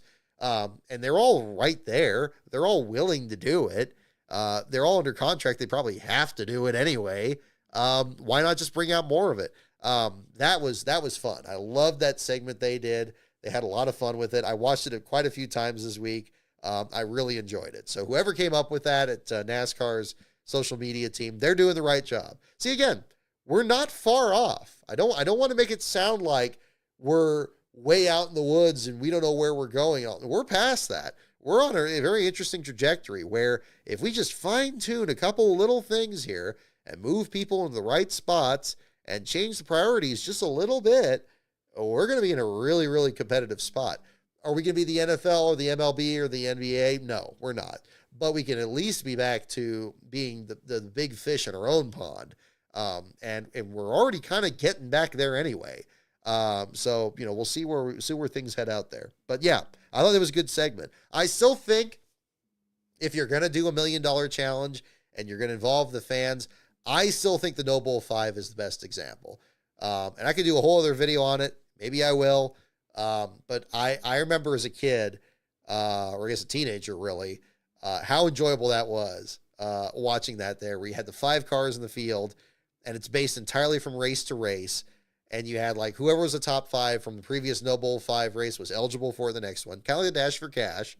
But then you had the spotters stand with the 5 fans that were matched with their drivers. They had the big car number on it, and they got to watch the race from the stand. And then whoever, you had the guy that won the No Bull 5 with Dale Earnhardt in his last win, and how iconic that was, where he was standing on the frame rail with Dale in victory lane. Is huge. It was great. And the paint scheme changed, so they put the bright orange numbers on the roof so the cars stood out to the spotters and to the fans as well. Brilliant idea. And it perfected the Winston Million, which was already a fun idea. But then the No Bull 5 was like just the ultimate evolution of that. And so again, while doing the bracket, it's not my thing. Something just they're almost reverse engineering it right back to something like that I think would be much better. So maybe that'll be something that comes up. Not hold my breath on it, but we'll find out if that happens up there too. Let's see. Okay, no, I put my Austin Hill new Jimmy Spencer unlocked. That was my note on here too. Kind of touching on that. I don't have anything for show and tell tonight, but we'll kind of go into that. Okay, yeah, I do have that note. I guess I'll bring that up here too. We'll do super chats at the same time here. Let me bring out the late 90s deal. How far are we in the show? Okay, we're about an hour and a half into it. We'll go into doing some trivia here if you guys like to stick along around here. We got 50 people in here. That's actually pretty good for this show here, especially on a night race. So I hope you guys have enjoyed it, and I hope my ramblings have been somewhat interesting for you. So we'll jump into that. Alrighty. So we'll bring out our late 90s trivia machine here and do some questions here for tonight. The categories again are NASCAR, pits, teams, tracks, drivers, and the wild card. Go ahead and mention in the chat which categories you like, and then we'll go ahead and do some questions here at the same time. So again, NASCAR, pits, teams, tracks, drivers, and the wild card. Those are the categories. Make sure to mention in the chat which one you like, and we'll do some catch up here in the meantime. I guess for show and tell, I did bring out my Riley Herbst shirt today. Didn't count on him having such a good run, at least in the first part of the race after the big accident. But I had to pull for him there after 2311. Seems to keep forgetting that they have 3 cars now instead of 2. But that'll be kind of a different deal here at the same time. So yeah, let's see. Actually, maybe let me go into super chats first. That'd probably be a good way. Oh goodness, we can add a few here. My goodness, thank you, folks. Let me go ahead and get into these. All righty. First one off here. Oh, Bowser Jr. XD. First super chat here. Thank you again for $5. Are you going to see the F1 movie? I think you might relive your gripes with Driven from your review all those years ago. Thank you again for the super chat on that. So first of all, I have not seen it yet. My plan is to go see it tomorrow. I know our Ben Schneider has seen it, and he gave me his thoughts on that, and I'm definitely intrigued by what he told me. So we'll find out if that'll be interesting. But yeah, I'm planning on seeing that tomorrow. Now that all the racing was kind of compressed into last night and first part of today. So yeah, my thoughts on that will be coming up, not on tonight's show here, but further down the line. But yes, thank you for bringing that up, Bowser Jr. I do intend on checking that out, and we'll see what happens there at the same time. Wow. New Zealand NASCAR project in for $5 there. Thank you so much for your super chat there as well, sir, or ma'am. I make no make no prejudice on there. A terrific run for Shane Van Gisbergen at the track that took the life of our first NASCAR driver 40 years ago this month. Wow, my goodness, did not know that. Yeah, no, my goodness, thank you for bringing that up there. And I'm not familiar with the driver you're referring to. Goodness, I'm hoping I'm not missing something significant. I mean, I'm sure it sounds significant on that. Is anybody? I'm gonna need to Google that one there. Are we talking? So we're talking about Mexico City. Fatalities at Mexico. It's the Autodromo. Hermanos Rodriguez. Yeah, I know it's named after the brothers there, but I'm not sure on that. 43. Okay, no, this is different incidents from the history of the race. 32. Okay, I assume we're talking Formula One, but yeah, I'm gonna have to look that up because yeah, I'm not. It's not coming to my mind immediately here. I'm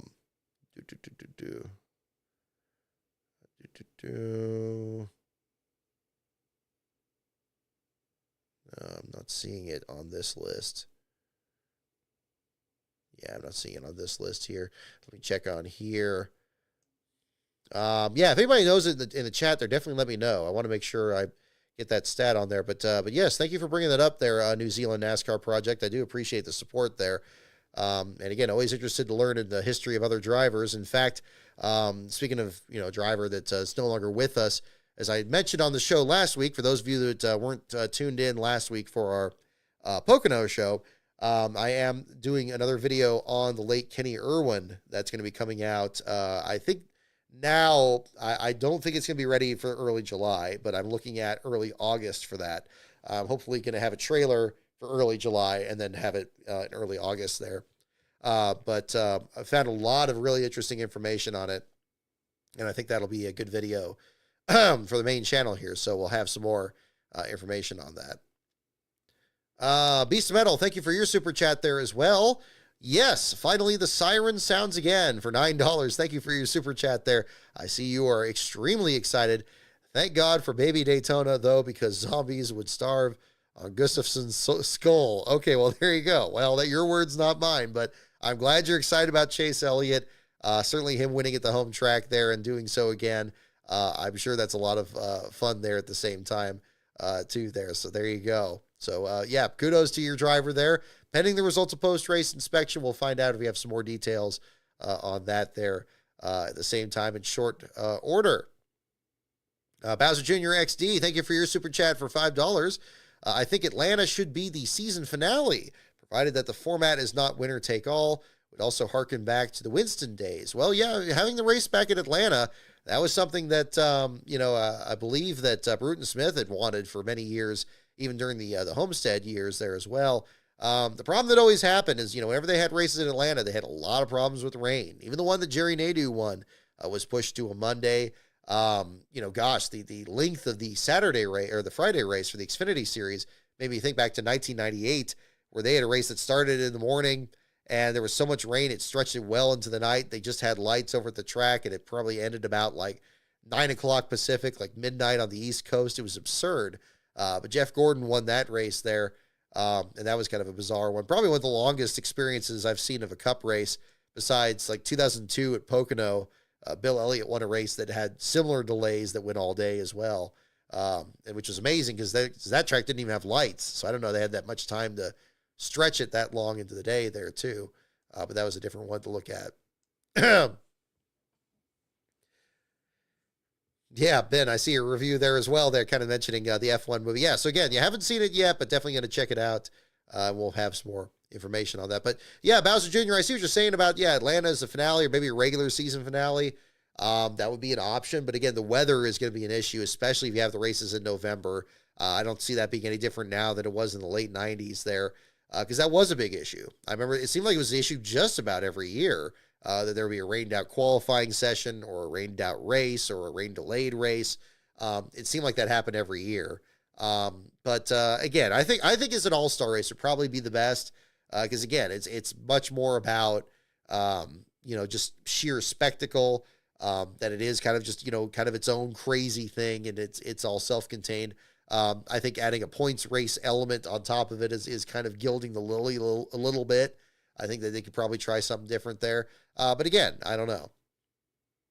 Maybe kind of go the direction that they did with Texas originally.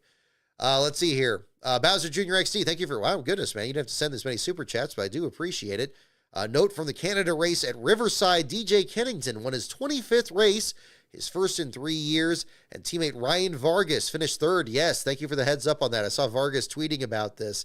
Congrats to Vargas for the great run. And yeah, DJ Kennington winning, a driver that's been very prolific, not just in the the Canada series, but also competing in the Busch series for a number of years, driving that red and white car with the blue numbers on it. Yeah, great job for Kennington having the great run up there and pulling off the win. So yeah, kudos to him. I haven't watched that race. I've just heard a bit, the bits and pieces there on social media, but that's a great turnaround there as well. Beast of Metal, thank you for your super chat for $10 on here. Thank you. My goodness. NBC broadcast ordinary car battery. Prime broadcast top battery on the market. Fox broadcast burning battery poisoning surroundings with sulfuric acid vapor. Excuse me. TNT broadcast equals normal dead battery. Probably a good comparison. Yeah, a little bit of each there. If we're talking different batteries, yeah, normal dead battery for TNT, I guess. I mean, I don't know. I mean, it's hard to say because it's maybe it's a normal top dead battery because it's so similar to the Prime broadcast of the same group. Although again, not Carl Edwards there for the post race, which is that lack of that is already being felt. And I know Corey LaJoie was in the race versus being in the booth there at the same time. Man, I think that's lacking a bit. I don't know if the post-race show is any good. Anybody that watched it, or if you're coming into the stream here after the post-race, I don't know, but that would be a different one to look at the same time. But regardless, that's another one to look at. But a good summary of Beast of Metal. I'm still reconciling in my mind where I would rank them.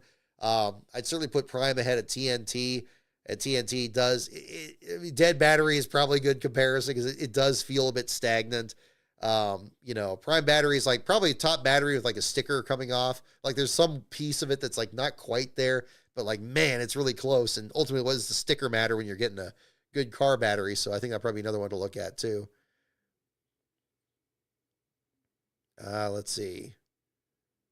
The battery, okay, yep, I see your follow-up there, too. Let's be real, there was no energy to this. They did nothing special, and this group was way less energy than they did on Prime. The battery analogy fits. Yeah, I'm with you. I'm persuaded. I'm seeing where you're coming from on that. I'm going to have to re-listen to it. I thought about doing it on the show here, but I've already had plenty to talk about here on this, and I'll probably leave that out of the show this evening. But I'll definitely have to look at that then at the same time. But again, thank you for the super chat there for sure. Am I caught up? Did I miss anybody else's chat? Oh, no, I did. Spencer Sandlin, thank you for your super chat there as well. Chase Elliott and Tyler Reddick are the only two full-time drivers in Cup this year without a DNF after William Byron got his first DNF tonight. So yes, wow. Thank you for bringing that up. I know that Jeff Gluck got the post from somebody else that said that, 9 out of the 11 winners this year were all involved in accidents. And the first part of the race there, either the first accident or the second, that was pretty incredible there. But yeah, Chase Elliott and Reddick with the only ones without DNFs, pretty incredible, especially given the different tracks that we have. We'll see if that continues through the next couple road courses. I mean, the Chicago Street Course and Sears Point are pretty demanding, so I think that's going to be interesting to certainly see there at the same time. So we'll see how that shakes out. But very interesting statistic, and thank you for bringing it up. At the same time. Spencer, you were mainly watching the simulcast. Was it any good? Like, I'm not, I haven't heard much on it. The one review I heard wasn't very positive. But again, maybe it was difference of expectations. I'm not really sure. I like donuts in NASCAR. I see your comment there on Rick Allen. The Dale Jr. download was very interesting, for sure. It was definitely different situation there too. But, yeah, again, it was really, I thought Rick Allen was a little bit too cordial, and I think that's what happened. I think he just lost his spot in the booth because he was being too friendly and too willing to work with people, and they tried doing different things, and that's what ended up happening. And I hate it for him. I think he's landed on his feet, though. I'm sure that he is going to be just fine, and so I'm not losing a lot of sleep over him not being in the booth for NBC anymore. And I think Lee Diffie has already well proven himself as producing some fantastic calls there as well. So we will see what happens. Yep, Willie B. Yep, I see you're a big Jordan Taylor fan too. Yeah, again, kudos to him. And he had a good run. He won the poll and he was looking really good. But I think that'll be a different one to check out at the same time. Unfortunately got banged around a little bit, and Corey Haim was a little bit too much for him to handle. But that's a different one different part to look at the same time. I think I'm caught up there on that. Which category were we looking at here? I need to kind of look up. Wow, busy chat tonight. Thank you so much, everyone, for joining in. I'm glad to see everybody excited. I can understand certainly why after the race today, and a good deal. So, yeah.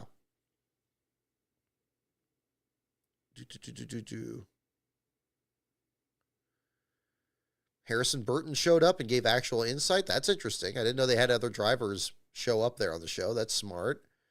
Again, was it kind of like the Manning cast thing? I never really, I'm much more recreational with my football watching, so I haven't watched as many of those, but they look like fun. I like watching the clips afterwards.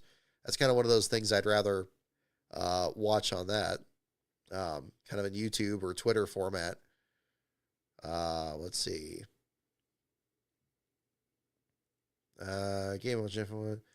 Gonna watch F1 in IMAX. Right on, Jude. Yeah, we're just gonna watch at the local theater for us. We have a smaller theater out our direction, but that'll be another one to look at. Wild card has 3 and drivers has 1. Okay, thank you, Spencer. So we'll do some wild card questions, and we'll wrap up with that on the show here tonight.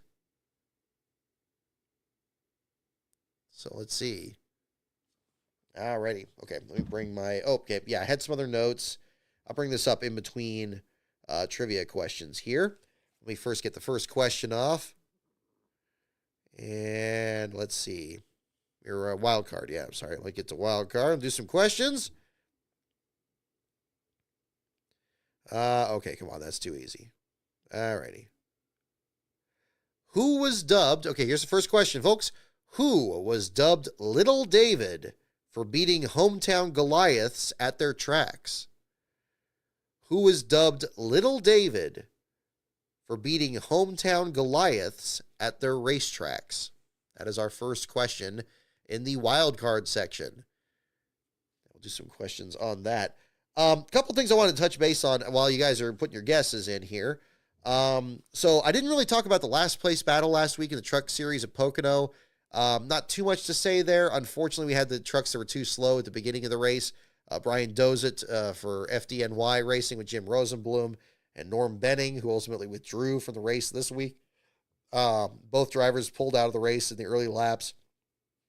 Dozet ended up being your last place finisher. I was kind of surprised that Dozet didn't make the trip to Lime Rock this week, given that they're kind of based up in that region, up in the New York State area, but just didn't quite work out. And I guess with the pace they had at Pocono, maybe they weren't too confident in running that in a road course there. But regardless, kind of a quick exit for both those drivers.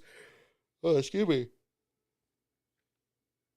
Norm Benning getting flagged off the track as he had at Rockingham a couple months ago there as well. Kind of a difficult stretch for them. I'm kind of surprised that NASCAR was that strict about minimum speed at Pocono. Seemed like through a lot of classic races, you had drivers that are able to kind of get out of the way of the leaders without things being too hazardous. The groove itself is so narrow, but versus the width of the track, it seems like I don't know if it's the best track for slower traffic to get out of the way, but it's probably one of the easier ones, especially on the front straightaway that you can just kind of get out of the way. Probably the worst one would be Bristol, because there's just nowhere to go, and you're just getting run over constantly, getting knocked up the track. Especially current Bristol, where you have multiple different grooves, and you just can't find any other way to kind of get out of the way. Whereas old Bristol, you can at least go up the track and down the track on the straightaways and just kind of stay out of the way that way. Different deal there. But hopefully things turn around for both those programs. especially at Talladega. Both of them always have that race circled on their calendar. We'll see if they have some better runs here later this year. Another thing that I didn't talk about, I can't believe I didn't go into a discussion about this, speaking of social media, was my tweet that I had about Talladega Nights versus Days of Thunder in the discussion about Days of Thunder 2. And this kind of dovetails perfectly into kind of the release of F1 this weekend, which I didn't realize was on the 35th anniversary that Days of Thunder was released back in 1990. 35 years, my God. Time just goes by so quickly. But I'll tell you what, like, again, I didn't expect to get that much of a discussion, although it probably shouldn't have surprised me, given that probably the other time that got blown up the most on Twitter was when I said that Hey Arnold was a mid-cartoon. If Hey Arnold was your favorite Nicktoon, you probably got to watch more cartoons, and I stand by that too. I think, come on, you got Rocko's Modern Life, you got Ren and Stimpy, like even Doug I think is better than Hey Arnold. What, come on. I don't know, but maybe that's a generational difference. But I was interested. I'll full disclosure, the tweet that I posted there about the Days of Thunder versus Talladega Nights, Lastbro actually came up with that when he was having a discussion with fans over at Rockingham, and I kind of chewed on that for a bit, and it's like, yeah, that is kind of interesting. And people are saying, oh, association's not causation. Oh, you can't say that it had that effect. Well, let's not pretend that movies are just a self-contained universe, that they don't have an effect on people or how they perceive something to be. I think there could certainly be an argument that Days of Thunder had an effect on how people perceive NASCAR. Was that accurate to the way the sport actually was? Probably not. But, certainly right after it, you had Greg Sachs and Derek Cope and Richard Petty bouncing off each other the first lap and then showing right away that you can't run into each other, like that on a super speedway without creating a big wreck. It had an effect. And I think it was a part of why the sport increased in popularity. And I do think, as Lastbro said as well with this, and again, not shielding myself from this here, because I posted it on there, and I think it was directly relevant to the discussion of Days of Thunder too, you have Talladega Nights come in, and it's right in like 2005, 2006, right when everybody kind of agrees the sport kind of peaked, and right before the Car of Tomorrow, right before the playoffs, right before the Digger cartoons on Fox, and the silly, the boogity, and all that other stuff there, and all the ridiculous stuff that people didn't like, and kind of the sport kind of petering off there for a bit. It was all right around that same time. And I get it. People like Talladega Nights. I wasn't even really talking about liking Talladega Nights or not. But it did make the sport look like a joke. And I loved, and it did. The best joke of all was people like, well, homeboy doesn't understand what a comedy is. Do you think that was really what I'm talking about? Do you think that it's like, I don't understand what a comedy is, or that I'm trying to make a different point? Which do you think is more likely? This is something I'm going to just have to say it here. I love about social media is that if you ever disagree with something, the first cope is always, oh, the other person is a complete blithering idiot. It's like, oh, they don't even, that has to be the conclusion, because it can't be that I'm wrong. Oh no, that can't be it. It has to be this person's just an imbecile. Like, how absurd, come on. I'll give people the benefit of the doubt, even if just something on social media here. But it's amazing with that. So I love that they just didn't get the point. And actually, I had some very interesting discussions. I think one of the best ones, one of the best responses I got to that was somebody that was not a fan. I'm trying to remember who exactly it was. I think it was Billy Kingsley. I'm not sure if it was there. But he said that he wasn't a fan of either Days of Thunder or Talladega Nights, which I get. They kind of are very different perceptions of the sport. But he liked Stroker Race. And it's like, okay, Stroker Race, of course, is a comedy based on the sport there, but it's very different from Talladega Nights in its intent. And I think one thing that's always kind of bristled at me a little bit about Talladega Nights, and I sensed a little bit from this poster as well, is there's a very big difference between a comedy that, pokes fun at something and kind of shows, how, the comedy set in something versus something that just actively tries to kind of tear down the sport a bit. And I do think that, the term deconstruction gets thrown around a lot these days to explain away crap movies. And the coping about the Disney Star Wars trilogy is a perfect example of this. It's like, oh, it's a deconstruction. It's like, oh yeah, I sure love, what my favorite thing is about something I enjoy? I enjoy somebody else that doesn't know anything about it taking it apart and examining all the little pieces and doing a little autopsy on it. Yeah, that's something I really enjoy. I love seeing stuff I like get destroyed. That's a lot of fun. It's like, how about just something that accentuates it? How about something that brings something more to it? And that's kind of the point I'm making about Days of Thunder 2, is I hope it's not Talladega Nights. And I will tell you this is going to be the first challenge in writing it and producing it, even if it is the people involved in Top Gun and Tom Cruise and so forth, is now Talladega Nights is kind of everybody's understanding of what the sport is and just the silliness of it. And, even if it's a Will Ferrell movie where Will Ferrell plays Will Ferrell, and some people saying maybe it's an allegory to just the United States in general and not the sport specifically, it still is like looking back to, it's a regressive step back. It's the redneck view. It's aren't these drivers just silly? They don't have any interesting personalities. It's making fun of the danger of it. It's making light of that and just be like, oh, isn't that absurd that, the guy's running around and thinks he's on fire and stuff. Not to say there's not funny moments in it. It's got some good moments. I think oh gosh, who is the actor? Michael Clark Duncan, I think, is probably the funniest character in the entire movie. Like, the last dance thing at the end, that's hilarious. Yeah, you put that in any movie and that's going to be funny. There is an effect though at the same time. And yeah, I think when you look at what the sport kind of turned towards after that, does it feel more like Days of Thunder or does it feel more like Talladega Nights?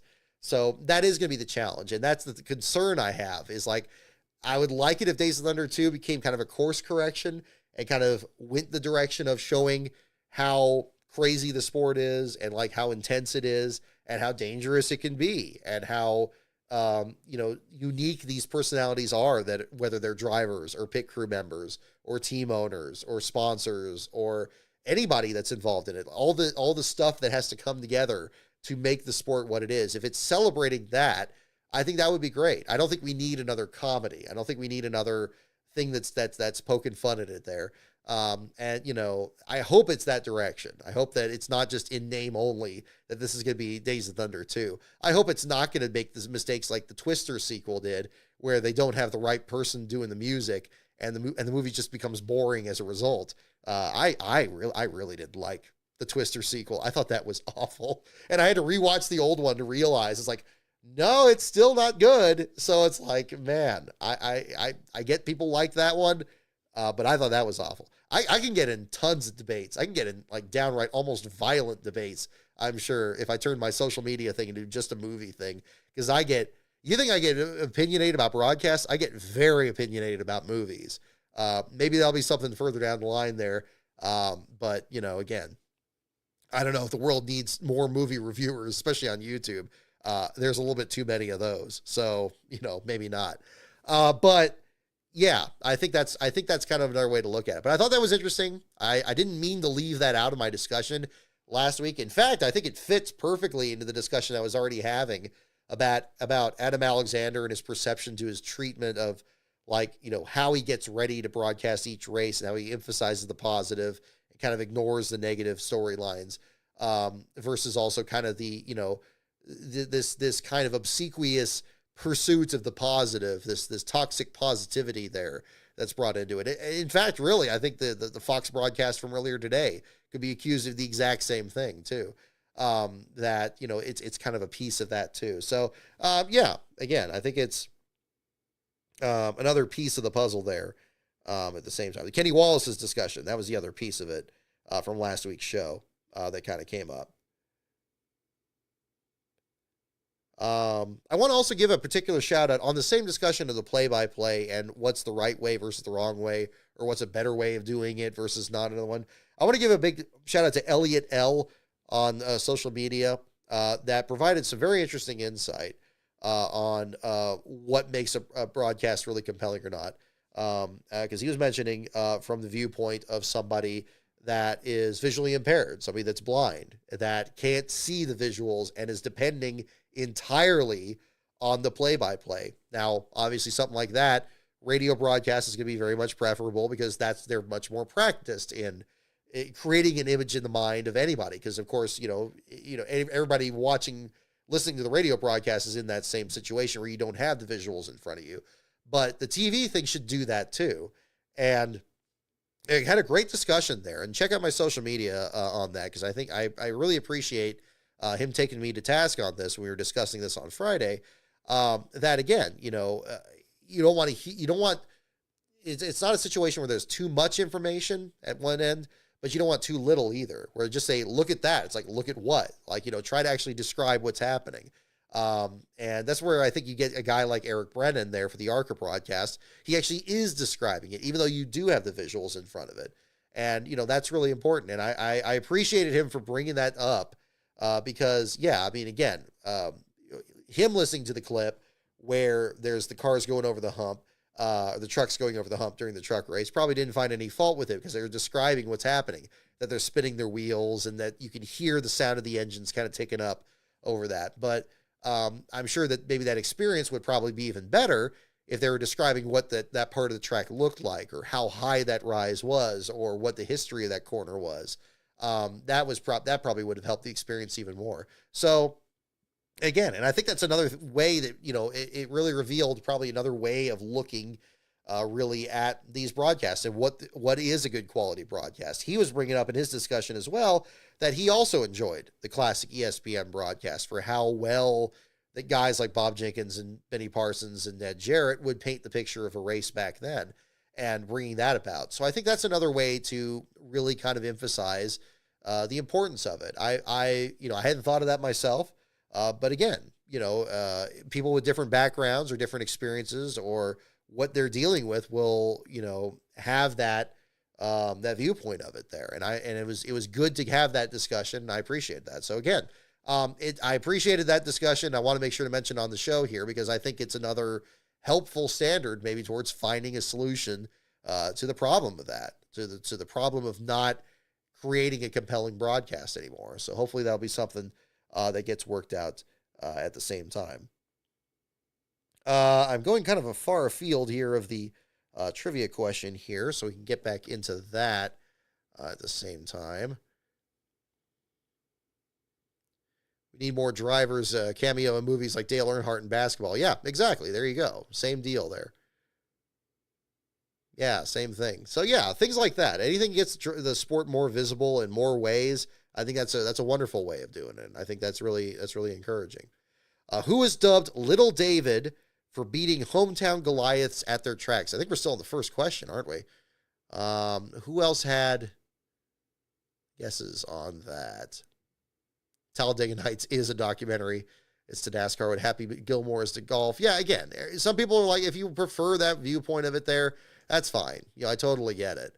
And again, there's some Will Ferrell things that I'm more of a fan of than others. I think I like Step Brothers. I think that's probably the one I've enjoyed more. I haven't seen Elf.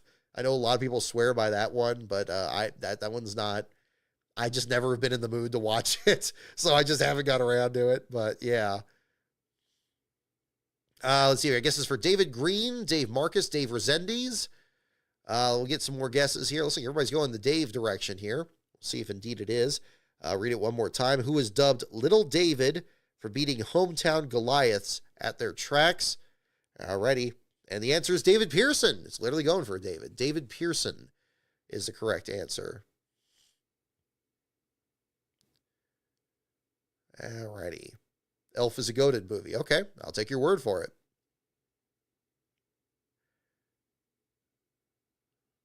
So there we go. Alrighty. Let's see. Next question here. What gas man got his nickname as a preteen playing Pop Warner football is the question. What gas man got his nickname as a preteen playing Pop Warner football? Did anybody guess David Pearson on the last one? I don't think so. Unless it got kind of broken up here. I saw, okay, it's David Gilliland. So everybody got most of the other Davids. You think they talked about the in-season tournament too much? I refreshingly no. I don't think they did. And I think they realized very quickly that it was going to be very difficult for them to do so. And so they just didn't, which is fine by me. If it's just something that's just there, now watch. Now, I'll say this, and now next week when it gets down to 16 drivers, it's going to be nothing but that. It's like, oh gosh, who's going to get the $1 million? I mean, $1 million isn't a lot of money. I mean, it was a joke back when they did the Austin Powers movies back in the late 90s. Can we make it $5 million? Can we make it $10 million? Can we make it something like that? I mean, everybody knows about inflation. Everybody knows about that. I mean, can we really bring that up? Like, I mean, it's you may as well make it $50 if you're going to do something like that. We really need to recalibrate our expectations to, like, you know, how much money is enough money to make something really exciting. You know, I mean, nobody's going to kick $1 million out of bed anyway, but I mean, first of all, after taxes, how much is that really going to be? So, you know, you got that already. What gas man got his nickname as a preteen playing Pop Warner football? Yeah, a lot of guesses for Chocolate Myers. And indeed, you guys are right. Chocolate Myers is indeed the answer. That was too easy. See if we get a... Oh, no, I think we got that one already. Here we go. Here's movie crossover promotion here. Next question. We'll just do a couple here to wrap up. The in-season matchups are pretty funny. Yeah, I mean, they're having fun on social media. If that's ultimately what it ends up being, that's fine. That's harmless. I'm not going to crap on all that and tell people not to have fun. Like, you know, there you go. It's not for me. And all those brackets and stuff, nobody cares. I don't care. It's like, cool. I got enough ways to hyperanalyze the sport. I don't need to be given another one. Like, I mean, my goodness. If it takes any more time out of my week, I'm going to need to have it. I'm not even going to finish that sentence. There you go. It would be too much. It would be too much. Let me just leave it there. I'm getting too late in the show to come up with something clever. Okay. Who drove the Blues Brothers 2000 Bluesmobile car at Daytona in 1998? Don't look it up. Who drove the Blues Brothers 2000 Bluesmobile car at Daytona in 1998? Don't look it up. Try to guess it. Incidentally, talk about movies. I've not been able to enjoy that movie because I was so sick that day. Oh my gosh. I had like some food poisoning or something. And we went to see that. And I remember there was like a scene with like a monster truck in it or something. And I just had to run out. I was just sick. I was like, oh man, I felt better afterwards there. But yeah, I think it's kind of discolored my view of that movie. Who drove the Blues Brothers so yeah, it didn't get a positive review for me. Who drove the Blues Brothers 2000 Bluesmobile car at Daytona in 1998? I think, if I remember correctly, I think we saw that the day of the Earnhardt won the 500 in 98. See, that's one of the things I didn't see live. I did not see Earnhardt winning the 500 live in 1998. I was at a very weird part in the sport at that time. There was a time between about mid-95 to about mid-98 that I didn't follow the sport that closely, which is kind of nice in retrospect, because now I can kind of rediscover that era and watch them now. The Cartoon Network video was actually a big part of that because, of course, that's when that kind of came into the sport. But yeah, that was part of it. And I remember hearing more about that after the fact. I remember watching races in mid-98, like, you know, July, New Hampshire, and all that. And that was really kind of the start of me watching it week to week. Because before then, I would kind of just watch the big races, like your Bristols, your Daytonas, your Talladegas. But yeah. Who drove the Blues Brothers 2000 Bluesmobile car at Daytona in 1998? The answer is Kyle Petty. And a lot of you got that. Yes, indeed. Kyle Petty is the correct answer. Spencer, you were right on the button there. You got it. Glenn 7000, Jude Fernandez, you got it as well. Now, Blues Brothers 2000 is a terrible movie. Yeah, no, I'm with you there. Jude Fernandez, yes, he did. He had the Hot Wheels car. That's correct. Ultimate 23 Dragon, yes, as well. Yep, it was Kyle Petty, and it was for the 98 500. I think he just ran it in the 500. I don't think he ran it after that.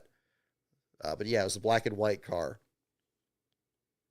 on that. Speaking of old school racing, my condolences to the friends and family of Larry McClure. He, of course, of the Morgan McClure Motorsports team in the late 90s. Well, really all of the 90s. and into the early 2000s were the golden era for that team there. The iconic butterscotch paint scheme of the Kodak Chevrolet. Lastbro, of course, has been a huge Sterling Marlin fan over the years. I think he was more partial to the Ganassi team and the Coors Light Silver Bullet, but the Kodak car has always been pretty key in our family here. Certainly, it was the first race I watched live in person. Was Ernie Irvan going from worst to first at Sears Point, June 7th of '92. One of the many improbable victories that team had as a single car organization. The remnants of whose team was it? It used to be another single car drivers organization, and they kind of evolved from there. It wasn't Emmanuel Zervakis's team. It was they had another organization, but it kind of evolved into the 80s. That number 4 car became kind of iconic there. Came very close to winning some races with Rick Wilson, then won with Ernie Irvan, then with Marlin, then with Bobby Hamilton. We're seeing kind of towards the end of that team's competitive era in 500 days now, during the era with Kevin LePage taking over for Robbie Gordon. We got another update on that coming up in the next episode. The X Pipes getting brought up there. Jude Fernandez. Yep, very, very correct to bring that up too. Fundamentally changed the way we even experience the sport, the sound of the sport. Sound that everybody still misses ever since 2008. I remember we watched the 2008 duels and how the engines just didn't sound right because they didn't have the X pipes anymore at the car tomorrow. Just a very different era in the sport and a key figure in it. But what a life lived for sure. I'm so glad that Stapleton 42 and the Scene Vault podcast did a great job commemorating their careers, and thankfully that's with us for us to enjoy on top of the races they experienced as well. Definitely. GC Spencer, thank you, Glenn 7000. That was a team that got absorbed into it. So that was a big deal there in the history of the sport as well. Let's see. We'll do one more question here to wrap up the evening here, and we'll do that. Let's see. Maybe not that one. Not that one. That one's a little too easy.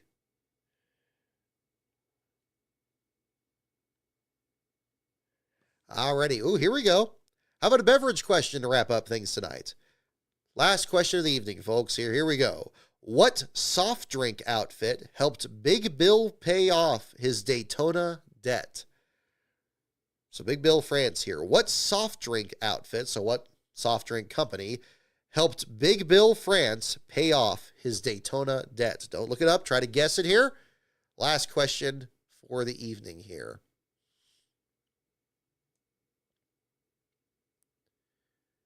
There we go. Good discussion tonight. Thank you guys for tuning in. I hope you guys enjoyed the show here. We had plenty to talk about, plenty to discuss here. We're going to have a good stretch run here before we get to Sears Point there in a couple weeks. So we'll be doing my trackside coverage there. And it looks like Ben Schneider is going to be coming out here as well. So we're getting ready to do some coverage there that weekend. We'll find out how the drivers will be handling the heat. Undoubtedly is going to be very warm that weekend there, July 11th to the 13th. We'll be covering the action there. We'll be staying at the KOA nearby like we did last year. That went very well, so we're looking to do that again. Just make a weekend of it. It'll be great to get back into the rhythm of things after our most recent odyssey there through Rockingham and Talladega, and a lot more to talk about.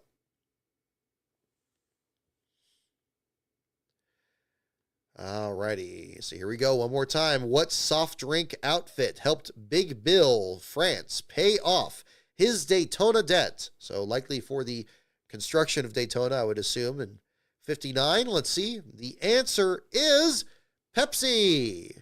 Pepsi Man. Oh, nobody got that. RC Cola does sound right for the era. Yeah, I'm with you there. RC Cola or Coke or Mountain Dew, not quite. Pepsi actually did.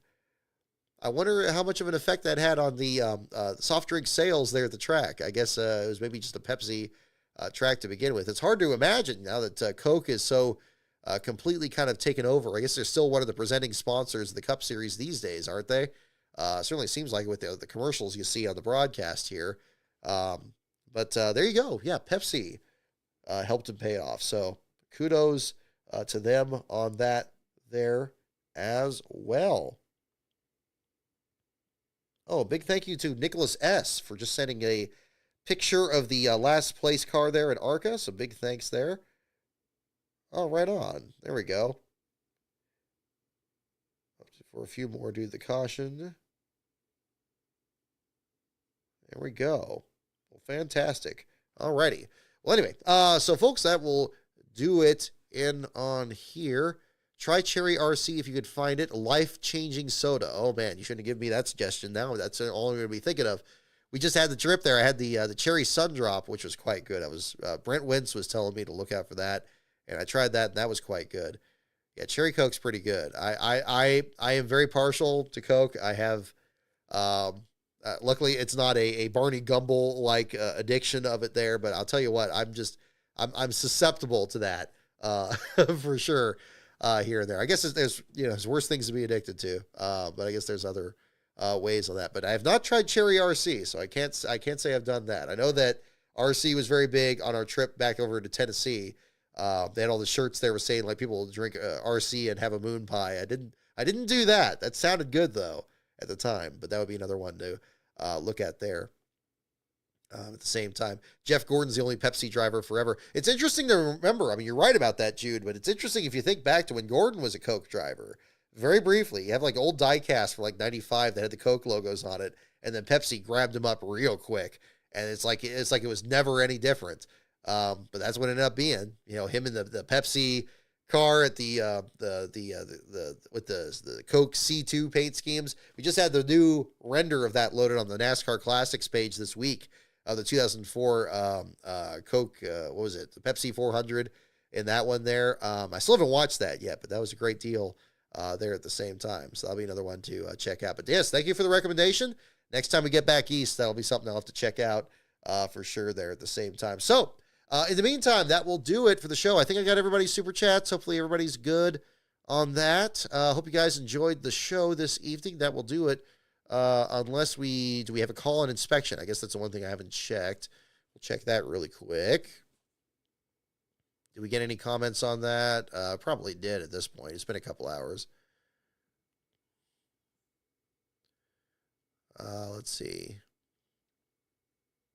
Oh, goodness. Great interview. We got to see this BJ McLeod interview here for this. Steve Toronto posting this on here. One of the people I got to meet face-to-face over at Talladega, so that was cool. Let's see. Let's check this out. Yep, there it is. 40 minutes ago. Tech complete in the Cup Garage. No issues. Chase Elliott is the winner. So Ryan Blaney is your last place finisher. So that will be the article to post later tonight. I got the Truck Series article ready to go, so I'll be getting that up there as well. And you guys can check that out on your Sunday off from the track here.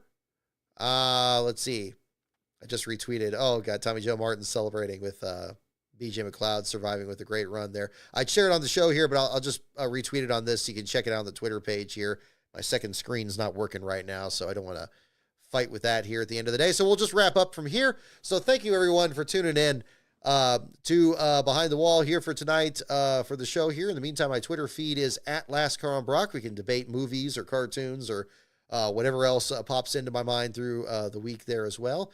If you want to check out other videos on this channel, you are in the right spot for that. So you can check those out. Video on Kenny Irwin is in the works, and that will be coming up here pretty soon. We'll have some more updates on that. If you want to check out more updates like that, consider joining my Patreon at patreon.com/lastcaronbrock. You can join that for as little as $1 for some updates there and behind-the-scenes content as well.